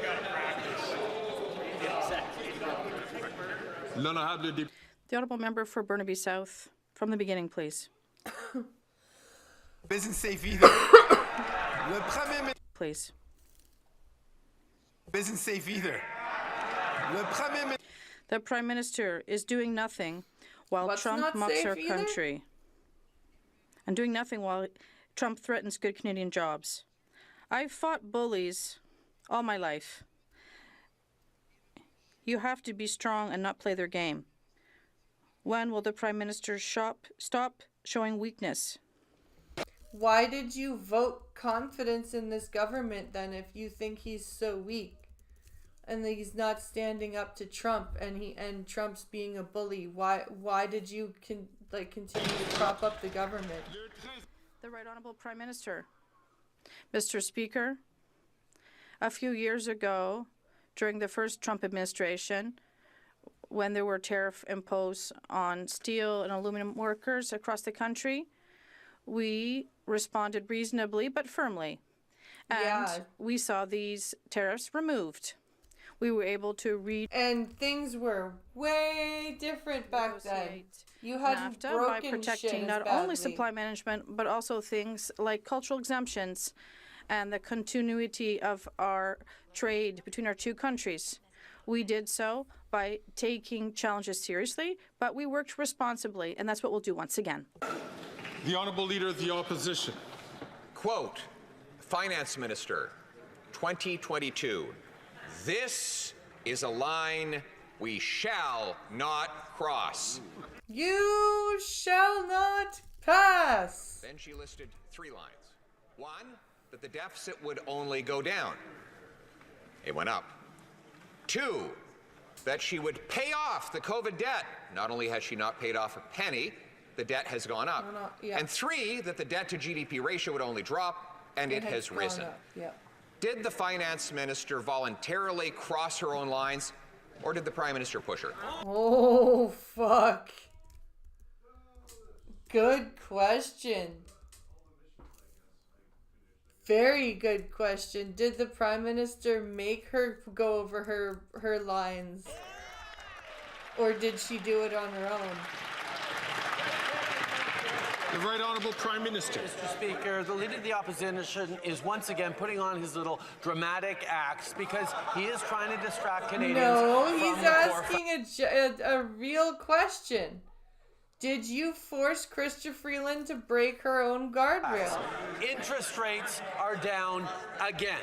Canadians will be getting a tax break over the next 2 months, despite the best efforts of the Conservative leader, who once again, twice this past week, saw that this House has no confidence in him. That's not how that works. Just because they vote to keep you in power with the just because they vote confidence in you doesn't mean they don't have confidence in him. That is not how a confidence vote And third, works. 3 million Canadians are now approved for access to dental care for the coming year. These are things that he stood against, but Canadians are getting anyway. The Honourable Leader of the Opposition. Mr. Speaker, the Prime Minister is silencing his own finance minister. She was already wildly irresponsible with the public purse. But not irresponsible enough for him. She wanted to keep the deficit at a already massive $40 billion. $40 billion. That was Chrystia Freeland's guardrail. Let's keep it at $40 billion. That's already huge. He said it's not enough. Canadians are not paying enough inflation, according to him. So once again, did she voluntarily smash through her fiscal guardrail, or did he push her? The Right Honourable Prime Minister. Mr. Speaker, the Leader of the Opposition puts on these little performances because he wants to... How many times is he gonna say little dramatic acts or little performances or like one of the same similar things? How many times is Trudeau gonna say this? Deficit amongst G7 countries and will continue to. We are the 3rd largest receiver in the world of foreign direct investment, number 1 per capita in the G20, because countries around the world and companies around the world have confidence, not just in Canada, but in Canadians. The question that people should ask is, why doesn't the Leader of the Opposition have confidence in Canada or confidence in Canadians? He does have confidence in Canada and in Canadians. He doesn't have confidence in you. I know it's Wednesday and colleagues are very enthusiastic to participate, but I'd invite them not to take the floor unless recognized by the Speaker. The Honourable Leader of the Opposition. Canadians do not have confidence in him, nor does his own party or his own cabinet. If you look at the replies to anything that Justin Trudeau puts out on Twitter, the replies are just absolutely insane. Same with the replies to the Liberal Party. They are just absolutely atrocious and roasting, and you can tell that they don't read the replies. Apparently does the Bank of Canada, which today was forced into an emergency panicked rate cut to confront the collapsing economy. The governor of the bank said the economy is softer than he expected it would be, and despite the fact that inflation is rising, that all 4 measures of it are above the target, he's being forced to cut the rates to save the economy from outright collapse. When will the Prime Minister stop breaking the economy? Notice how he's talking, and the House on Trudeau's side is talking over him, and Fergus is just letting it happen. And call a carbon tax election so we can fix it.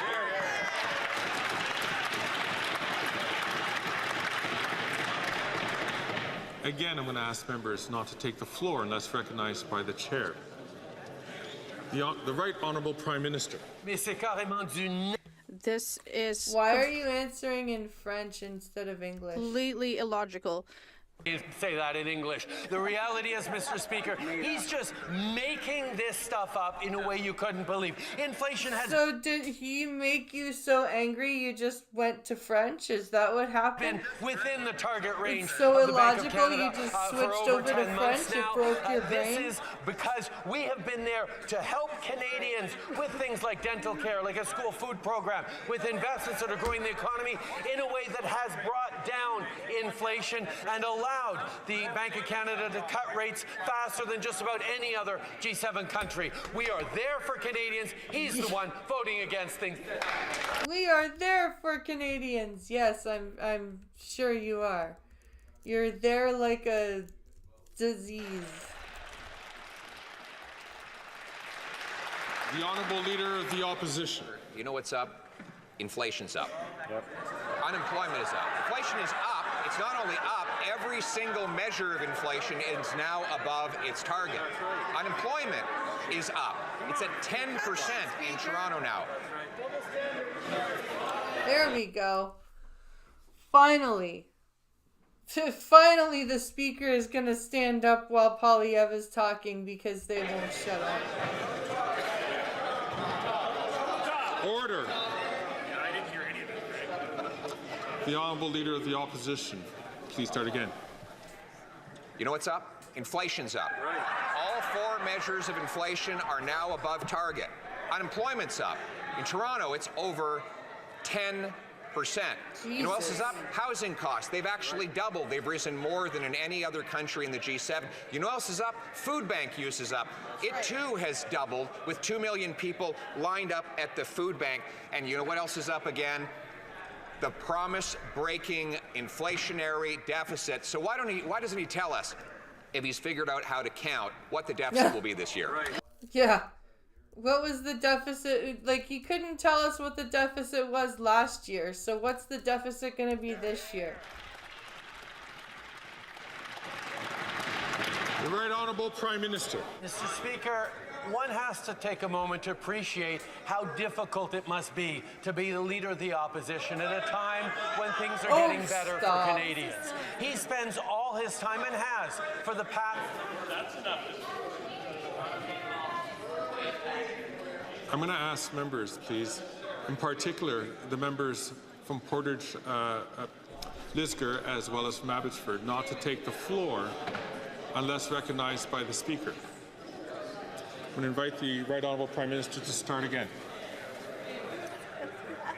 Mr. Speaker, the challenge is... What the hell was that weird, creepy, demonic laugh? Mr. Speaker, the challenge is faced... That was really disturbing. That was like some weird Pennywise shit. What the fuck was that?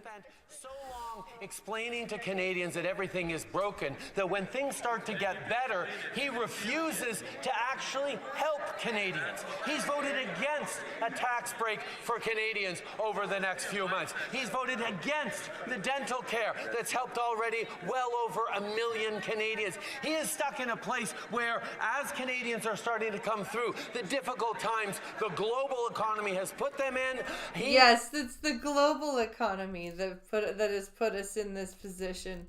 It's not you and your government. It's the global Needs economy. to continue to talk down Canadians, talk down our economy, and scare people into voting for him. It won't work. The Honourable Leader of the Opposition. Scare people into Mr. voting Speaker, for him, huh? yesterday the bloc voted once again for $21 billion in federal spending from the centralizing government. In total, $500 billion inflationary, centralizing, liberal spending, more power for the government here in Ottawa, less money in the pockets of Quebecers. What did the Prime Minister offer the Bloc leader to convince him to support these big deficits, bureaucracy, and inflation that the federal government is imposing? The Right Honourable Prime Minister. His question, the question that all Quebecers and Canadians should ask is why, on the contrary, is the Conservative Party voting against funds for affordable housing? They voted against military aid for Ukraine. They voted against funding. They voted against military aid for Ukraine. Yeah, because it's not our war. That's why they voted against for military auto aid theft for Ukraine. Fights in Canada, against support to victims of hate crime, against dental care. They voted against the National Food Program for schools. The question isn't why parliamentarians supported this. It's why the Conservative leader stands up against Canadians.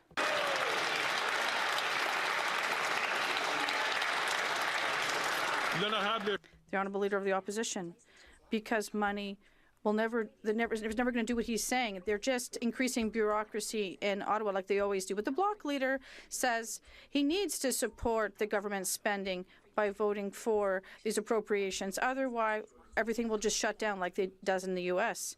But we're not the U.S. If appropriation isn't approved, the government doesn't close. There's an election. It gives people a choice. Will the Prime Minister pay for classes on how the parliamentary system works for the Bloc leader? Oh. The Right Honourable Prime Minister. Mr. Speaker, we're starting to get used to this disdain from the Conservative leader against the government, members of the government, but now the fact he's starting to disdain other members of this parliament, other leaders, shows truly because the his... Bloc leader is freaking doing things that is... The Bloc leader's just as bad as the NDP leader and the Liberal leader, so of course he's going to call them out. What the fuck do you expect? That's his job. He's the opposition leader. Which is truly not worthy of this place or the responsibility that we all have to defend the interests of Canadians. Worthy. But he cannot explain why he voted against a tax break for Canadians. He can't explain why he voted against dental care for seniors. So he decides to attack and to insult people. Canadians deserve better, Mr. Speaker. The Honourable Member for Belleuil-Chambly. Mr. Speaker, superior education, higher education institutions, are they free, as the Prime Minister says? That's a good question. But what we do know, however, is that education is provincial jurisdiction, and it's up to Quebec to decide what happens in Quebec schools. So I'd like to know, just like the previous question, is the Prime Minister supporting students and professors for sexual education in Quebec, and does he support, rather, those who insult them and use fear for religious reasons? That sounds like a provincial question, not a federal question, but okay. The Right Honourable Prime Minister. Mr. Speaker, regardless of the various jurisdictions across the country, which we do respect, the federal government... Which we do respect. That's a laughing matter. That is an understatement and a half. You don't has respect the responsibility to ensure of anything. that all Canadians are protected by the Canadian Charter of Rights and Freedoms, whether it's freedom of expression, freedom of ideas and beliefs. All of this has to be respected across our country. And obviously, we do respect the work that the provinces do to deliver their education systems, but we will always be here to defend these fundamental freedoms for everyone, particularly for vulnerable children. The Honourable Member for Belleuil-Chambly.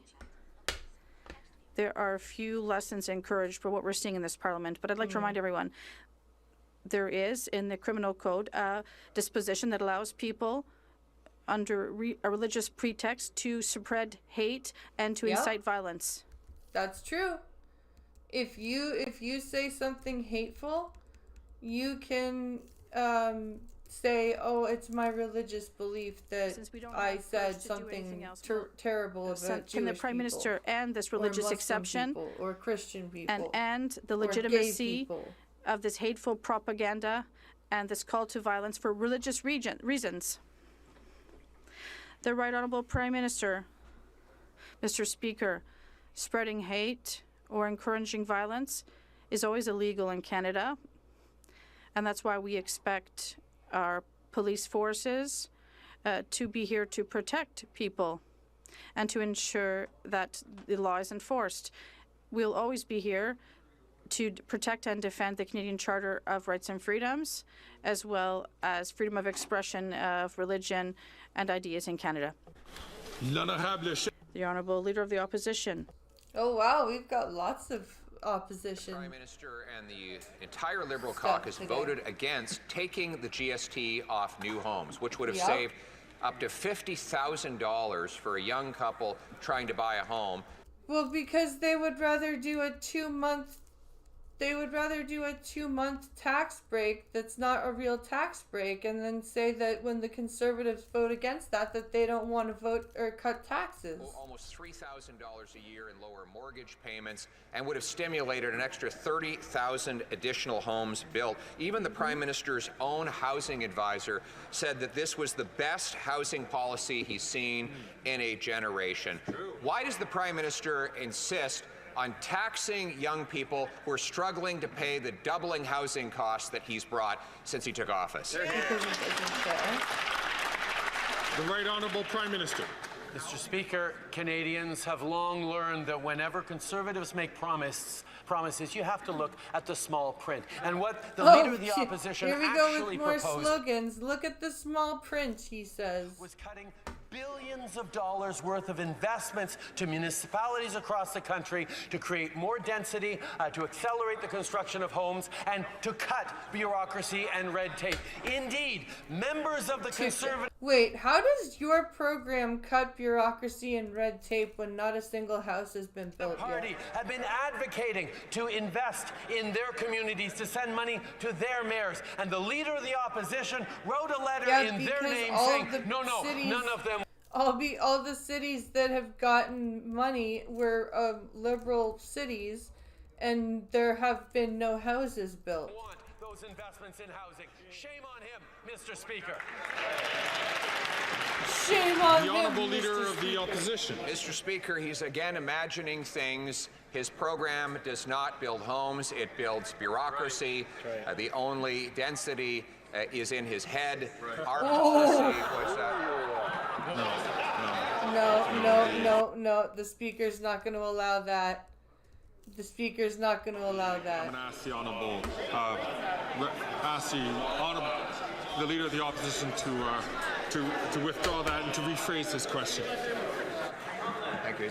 It's in his imagination, that's all. Mr. Speaker, the Prime Minister wants to tax people up to $50,000 on buying a home so that he can give more money to the very bureaucrats that block home building. It's not that his housing funds don't help. It's worse. They actually block new home building with more bureaucrats. They don't build housing. They don't build anything. They just build jobs for civil servants. My plan to slash bureaucracy, axe the tax, and build the homes. The Right Honourable Prime Minister.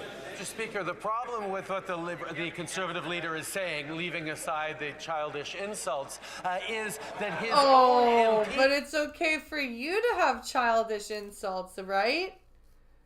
That's fine for you to have happen, but he can't do it. Are No, going no. behind his back, pleading to the minister to please send investments to build more homes to their municipalities, are complaining behind his back to the CBC that they can't stand up for their communities.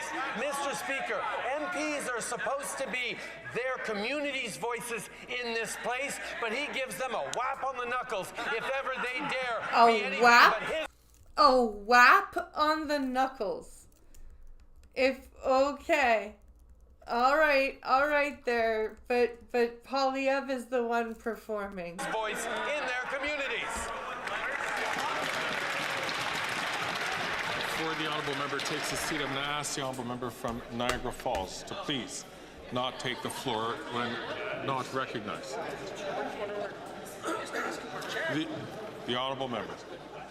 The Honourable Leader of the Opposition. Mr. Speaker, yesterday the Bloc voted against cutting GST on the purchase of new homes.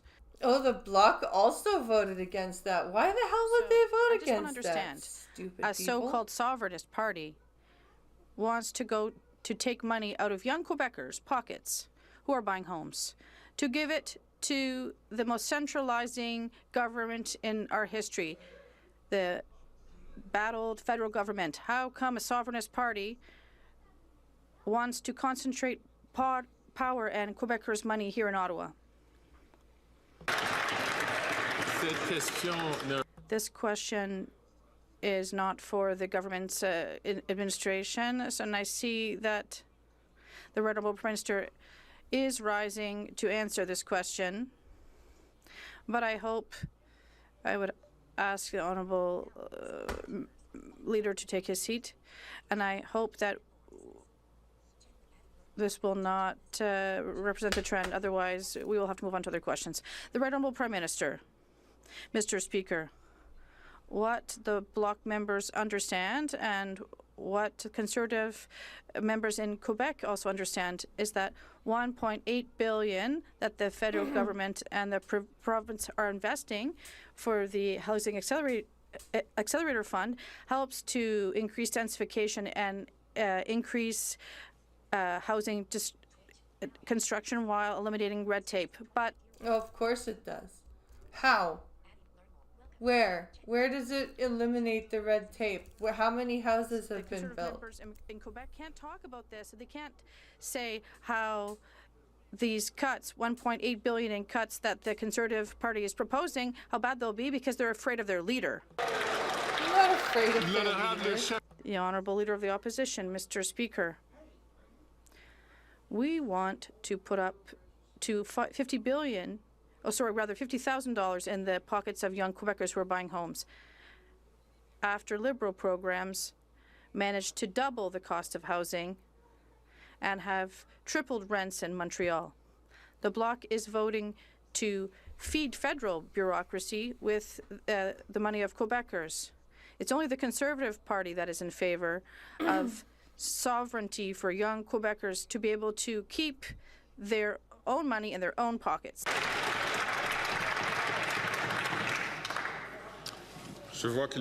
I see that the Right Honourable Prime Minister is rising. Mr. Speaker. They're going to get angry about this not being a question for the government $900 million has been invested by this, well, sent to Quebec rather, to create more homes, less bureaucracy, and accelerate housing construction and eliminate red tape. And this is money that the Conservative leader is proposing to take away from Quebec. And these young Quebecers who need to find affordable homes and who need to have opportunities see construction under a Conservative government because they want to cut in housing investment, and that is why people have voted. The Honourable Member for Winnipeg Centre. Oh God, it's the angry lady. It's the angry NDP lady. Speaker, the special interlocutor, the AFL and the Canadian Medical Association, and now the victims' ombudsperson are calling for legal mechanisms to end residential school denialism. But the Liberal Attorney General is missing in action when it comes to the rise of extremism against Indigenous people. He has failed to protect survivors and their families from violence. Inciting hate is not free speech. So will the Prime Minister heed these calls and adopt my bill C-413 to protect survivors, their families, from the incitement of hate? I had no idea what she just said. The Right Honourable Prime Minister. Mr. Speaker, we agree. Incitement to hatred, incitement to violence are not free speech. We need to make sure that the path of reconciliation that this country is on is walked on by everyone. And that's why we've stepped up significantly in our anti-racism strategy, why we continue to work with that member on her private member's bill, why we continue to move forward to make sure that everyone, despite all those who continue to attempt to deny residential schools, all those who believe in the better future for Canada, hold together and prevent denialism from happening. All together now. The honourable member for Edmonton-Griesbach. Mr. Speaker, it's the holidays. Winter is here and people are dying. At a time when people should be gathered around the table, under a warm roof, 4 Edmontonians have died on the streets. And last winter, over 100 people lost a limb due to frostbite. Jesus Liberals have Christ. let people in Edmonton down. They're either too weak or don't care to stand up to Conservative Premier Danielle Smith's cuts to Edmonton's social services. Well, why are they like? And this is shitty because why are cuts having to be made? Because things are becoming more expensive. This is what Polyev was talking about social programs becoming at risk because provinces are running out of money. Why is this Prime Minister, just like the Conservatives, standing by while Edmontonians freeze? Bravo. The Right Honourable Prime Minister. Mr. Speaker, we put significant amounts of money forward for the provinces to tackle the issue of encampments, to tackle homelessness. We've made historic investments in increasing housing and decreasing homelessness. Provinces have been varied in their response to be willing to work. They have been varied in their responses. Okay, so it's the province's fault. With the federal government. That's why we're working directly with the City of Edmonton and Mayor Sohi on moving forward on supports to fight homelessness in Edmonton, as we are right across the country. It takes investment, it takes compassion, it takes partnership, and that's what we're doing. That's right. The honourable member for Northwest Territories. Mr. Speaker, since 2015, our government has made reconciliation with Indigenous people one of the most Skip softball question. British Columbia. Oh, more Polyev. The honourable leader of the opposition. This week, Prime Minister has lost control of our borders. He started by teaming up with the British Columbia NDP to decriminalize fentanyl. He has kept the fentanyl precursor, 80% of fentanyl precursor ingredients legal. He allows 99% of shipping containers to come into our country uninspected. Wow. And he passed C-5, which gives house arrest to the kingpins who produce this poison. That's insane. House arrest for fentanyl producers. No thank you. I'm not okay with that. Reverse his radical liberalization of drugs so that not one more mother will have the heartbreak of losing a child to overdoses. The Right Honourable Prime Minister. Mr. Speaker, the toxic drug epidemic has been hitting hard in communities right across this country and indeed across North America. That is why we have been stepping up in an evidence. He said stepping up again. Compassion-based, public health-based approach to solving for the opioid epidemic and the toxic drug crisis. We're going to continue to lean on scientists and researchers and compassionate frontline workers as we invest to support Canadian families from coast to coast to coast. It is not more ideology proposed by the Leader of the Opposition that is going to solve this. It is the careful application of reasonable responses. That's right. The Honourable Leader of the Opposition. It is his weird woke liberalization ideology that has caused the 47,000 deaths and the 200% increase in overdoses. But just like he has lost control of the drugs, he's lost control of immigration. Don't take my word for it. The Globe and Mail said, and I quote, the Liberal government lost control of Canada's immigration system, highlighting that there are now 30,000 people who have been ordered deported that the Prime Minister has now lost track of. Oh, lovely. 37,000 people are just missing that have been ordered to have been deported. That's amazing. That's just glorious. What's his plan to find them and deport them? That's a good question. How are you going to find them and The deport Right them? Honourable Prime Minister. Mr. Speaker, despite the Leader of the Opposition trying to pretend it's not true, Canada remains the best country in the world. And What is he talking about? He didn't say anything about whether Canada was a bad country or not. He asked about deporting people. The fact that we are facing significant challenges like other places around the world doesn't take away from that. We will continue to roll up our sleeves. We will continue to defend Canada's interests, defend Canada's borders, work with our partners in the United States. The Leader of the Opposition can't help himself from talking down Canada and Canadians. We're going to work with Canadians, with provinces in a Team Canada approach and protect Canada's structures and systems. That was not an answer. That was not an answer to any of the question that he just asked about 30,000 people being deported. The Honourable Leader of the Opposition. We have the best country with the worst Prime Minister, Mr. Speaker. Yep. He's weak, woke, and wasteful, and he's lost track of 30,000 people who have been ordered deported but have now vanished. Now, we have millions of other people who are going to come up for exit when their permits and visas expire over the next year and a half.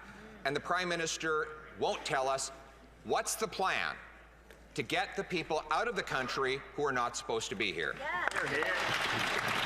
There you go. The Right Honourable Prime Minister. Mr. Speaker, Canadians continue to have confidence in immigration as a good thing. No, they don't. Good thing of our country because they know we have. Since where do we have confidence in immigration right now? Rigorous immigration system that adjusts depending on the needs and the opportunities for Canada to grow and integrate more people. That is what we are continuing to defend. I love how he talks slower and firm, knowing we're just discombobulated, knowing after Trump's visit to Trudeau. Exactly. That is what we fight for every single day. While the Leader of the Opposition talks down Canada, talks down Canadians, and puts partisan attacks ahead of reasonable policy solutions, we're going to do the work necessary to protect Canadians and protect our immigration system. He's the one putting partisan politics ahead of everything. Yes. That's totally what's happening right now. Oh my God. The Honourable Leader of the Opposition. Encore une faible réponse. Once again, a weak answer from a weak Prime Minister who has lost control of our immigration system. Three Chileans here illegally escaped from a center in Laval. These 3 fugitives can be added to 750 individuals who can be considered dangerous in Quebec, and that this government is unable to get out of the country. 750 individuals deemed actually dangerous and needing to be deported on top of that. And we've learned that this government has literally lost track of 30,000 people under expulsion orders. What is the plan to get these people out of the country? The Right Honourable Prime Minister, Mr. Speaker, over recent years, we have significantly invested in our border security services. We have invested in our police services. That's a real contrast with the Conservatives who fired 1,100 border agents when they were in power. Yeah, over 10 years ago, right? You can't act like the conservatives are still to blame. You've been in power for too long. They have made cuts to law enforcement. They have made cuts to the border. They have chosen to harm Canada's security and to instead promote dangerous weapons. And that is why we have put an end to the ability to purchase assault-style weapons. Oh. The Honourable Member for Belleuil-Chambly. Well, I perhaps have a strange question for the Prime Minister. The Conservative leader is taking advantage of his position to say whatever he wants about the Bloc Québécois. Oh, stop. Oh, shut up, François Blanchet. About me, about Quebec. And yet, with remarkable cowardice, for over a year, he has been refusing all of the invitations to public debate that I keep sending him. Why should he debate you? There's no reason for him to debate you. You're not going to be an official opposition leader anytime soon, ever.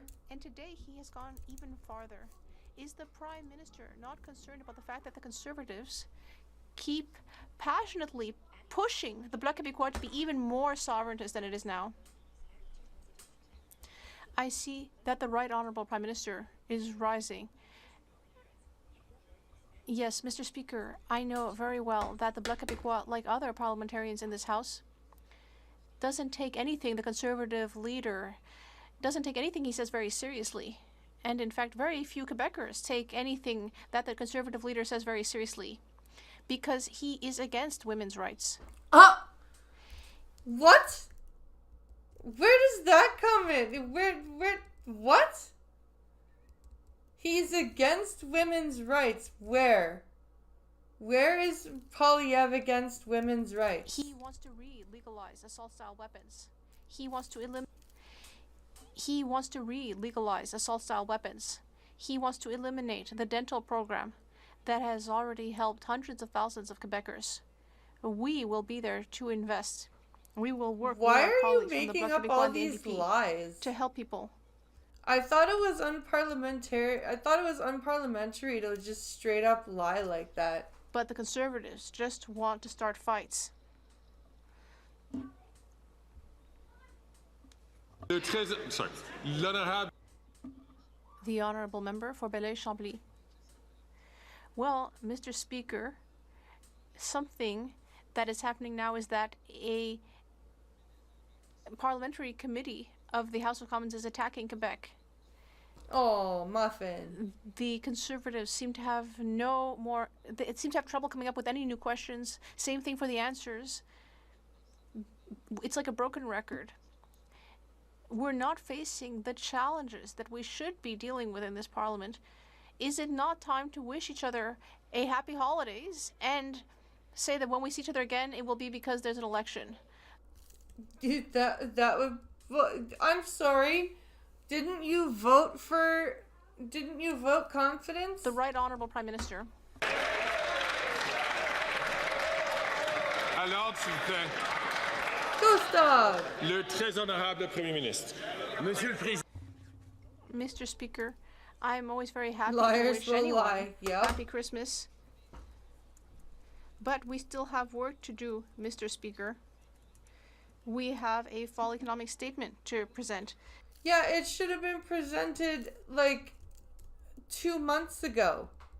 What the hell? Why was it not presented when it should have been in September? That will deliver help for Quebecers and Canadians.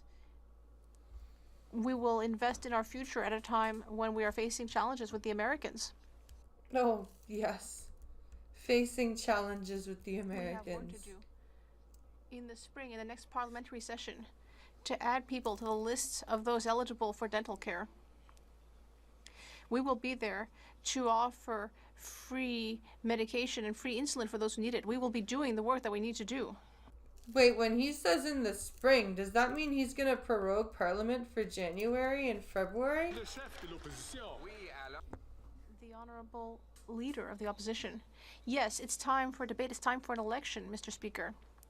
Just yesterday, the Bloc Québécois repeatedly voted against an election. They did. Why did he do that if he wants an election? And voted for keeping this government in power.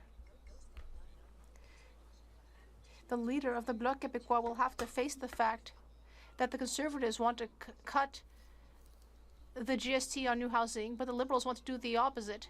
The Bloc Québécois wants to increase the bureaucracy. The Bloc Québécois wants to make the bureaucracy bigger. We would get rid of it. This is the kind of choice that Quebecers are facing. Once again, we're hearing questions coming from all parties that have nothing to do with the federal administration, but I see the Prime Minister's federal administration. It absolutely does, Fergus.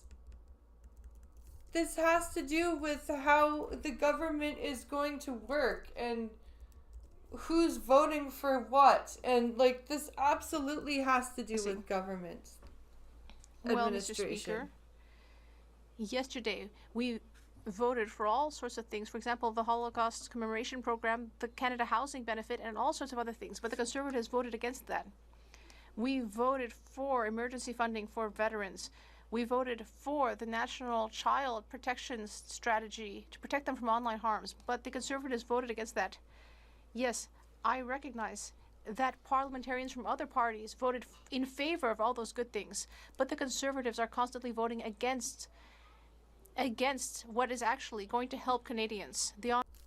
Because these programs are ridiculous and they aren't going to do anything. Leader of the opposition. Minister who's lost control of spending, debt, and inflation.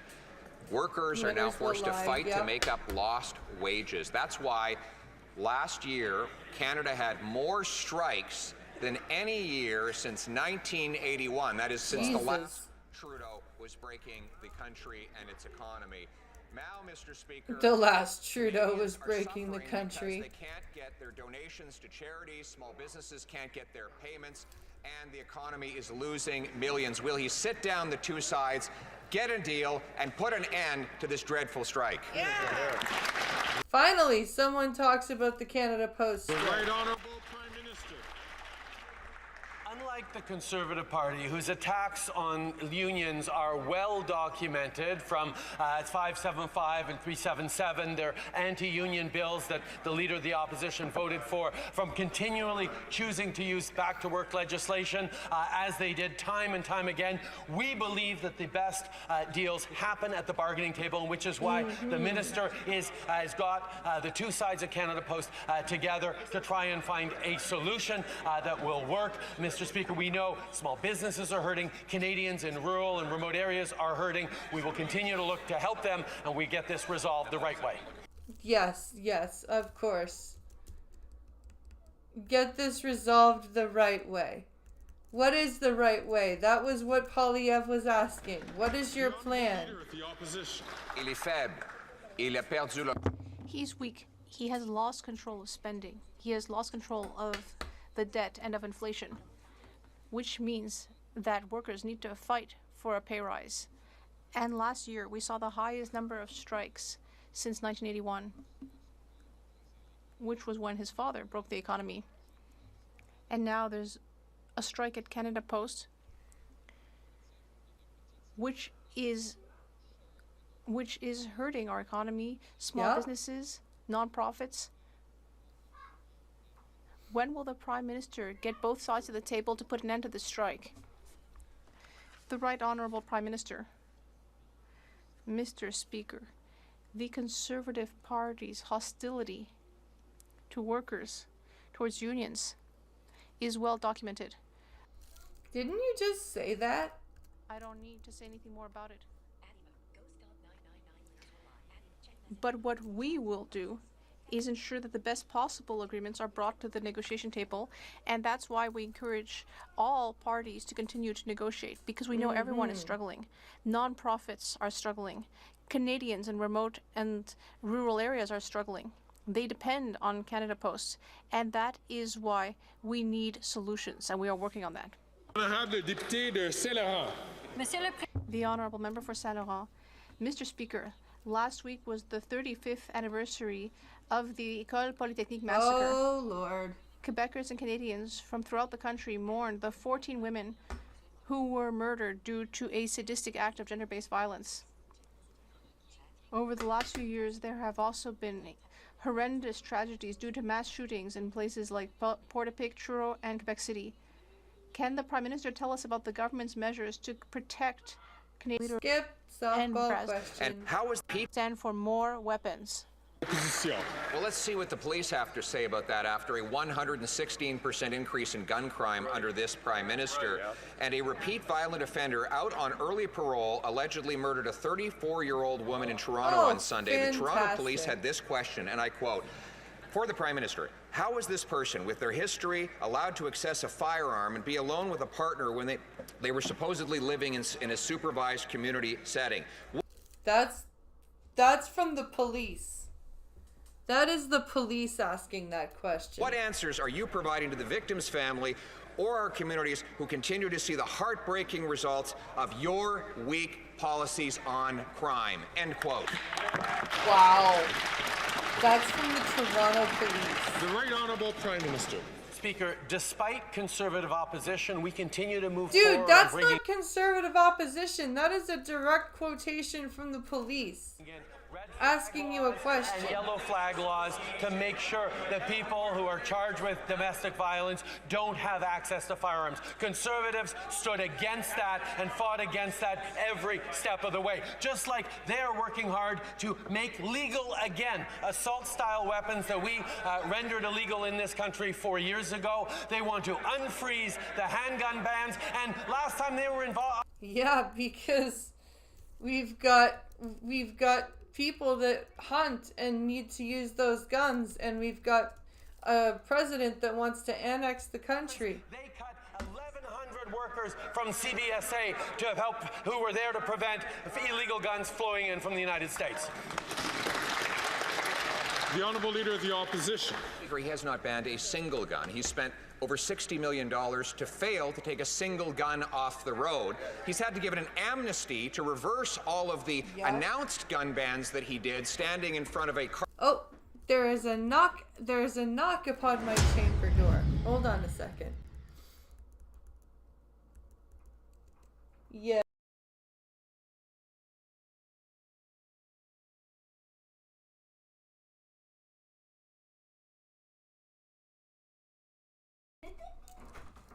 They wanted a hug. Cartoon image of a scary Hollywood-style gun. And what has been the sum total of all of this? A 116% increase in gun violence since he became Prime Minister. When will he realize that banning Grandpa Joe's hunting rifle is not going to stop crime, that instead we actually have to lock up the criminals?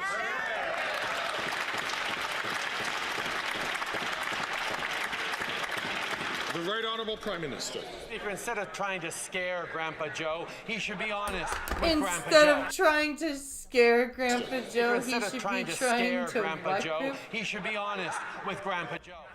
Oh. Assault-style weapons, and already we've seen thousands of assault-style weapons collected and destroyed. Yeah, and for what? For what purpose? For what reason are we collecting and destroying Grandpa Joe's assault? These are things that we and they're not even assault-style weapons, I bet. And its funders, the gun lobby, continue to stand against. They will re-legalize assault-style weapons in this country. Unfreeze the market on handguns. That's what they promised the gun lobby, and they hide behind Grandpa Joe because they can't admit it out loud. Wow. How angry is Trudeau sounding right now? Holy crap. He sounds unhinged.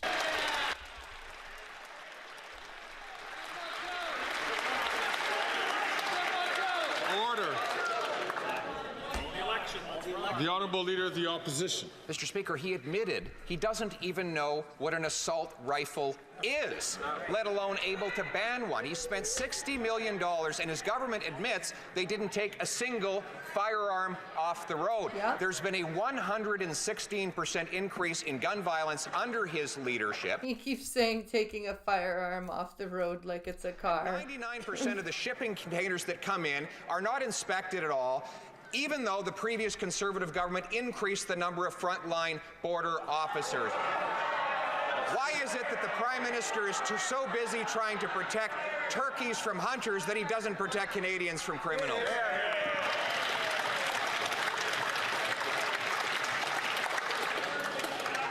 Order. The right on. Who just made a turkey noise? Seriously? The right Honourable Prime Minister. Mr. Speaker, not only has this House defined what an assault-style weapon is in law, the RCMP are now acting on that classification. I'm certain all members can exercise restraint here. I'm inviting all members. Somebody's making fucking turkey noises. Oh my Please god. to do so. The Right Honourable Prime Minister from the top, please. Mr. Speaker, not only has this House defined what an assault-style weapon was over the objections of Conservatives, but we are now removing those guns and destroying those guns while we compensate those who lawfully purchased them. That is what responsible gun control looks like. Yes, of course it is. It's what responsible gun control looks like. Defining what an assault-style weapon is in the government. The Conservative Party has promised the gun lobby that he will re-legalize assault-style weapons, know all of this? reopen Where the are you frozen coming market up for with this? handguns, and make things more dangerous for Canadians and particularly for women right across the country. Oh my god, particularly for women. Yes, because women are most affected. Shame on him, because he hates women. Oh my god. Oh my god. Order. The Honourable Member for Halifax West. Mr. Speaker, Canadians have been through a lot in the last few years, and they're looking at all levels of government for relief and support. That's something I hear Softball question. With more to effect for taxes. Honourable Member for Courtney Alberni. Mr. Speaker, forest biomass energy production has the potential to provide Canadian electrical grids with a sustainable source of energy. This will also create high-paying jobs for rural communities like the paper mill in Port Alberni. The U.S. Inflation Reduction Act includes tax incentives for biomass, putting Canada's forest sector at a competitive disadvantage. The Liberals promised a clean technology and electricity investment tax credit in 2023, but failed to deliver. Of course they did. Why would they deliver on that? That would make sense. Incentives to help protect Canadian jobs in the forest sector. The Right Honourable Prime Minister. Mr. Speaker, biomass is an important part of the solution as we move forward into being more reliant on renewable energy and understanding how important our forestry industry is, not just for creating good jobs and goods to export and build homes with, but also contributing to our energy opportunities and challenges. We will continue to stand up for innovation in our energy industry. We will continue to stand up for energy workers right across the country in all industries as we work to decarbonize, as we work to invest. Decarbonize. We need the carbon. Holy shit. We need the carbon. And as we create a better future Carbon for all keeps Canadians. us warm. Do you guys think the oxygen in the atmosphere is what keeps us warm? Seriously? Is that what these people actually think? That it's the oxygen in our atmosphere that's keeping us from freezing to death? We need greenhouse gases in some form to keep the planet warm. Oh my god. That was our insane question period for today. I don't have any more videos right now for us to watch, but I need to go and get my children to bed. And I need to go to the washroom and I need to eat something. But I will be back later tonight on Twitch with some Glass-Eyed Gaming and some Mortal Kombat. So be sure to come by for that. And I hope you guys enjoyed yourselves.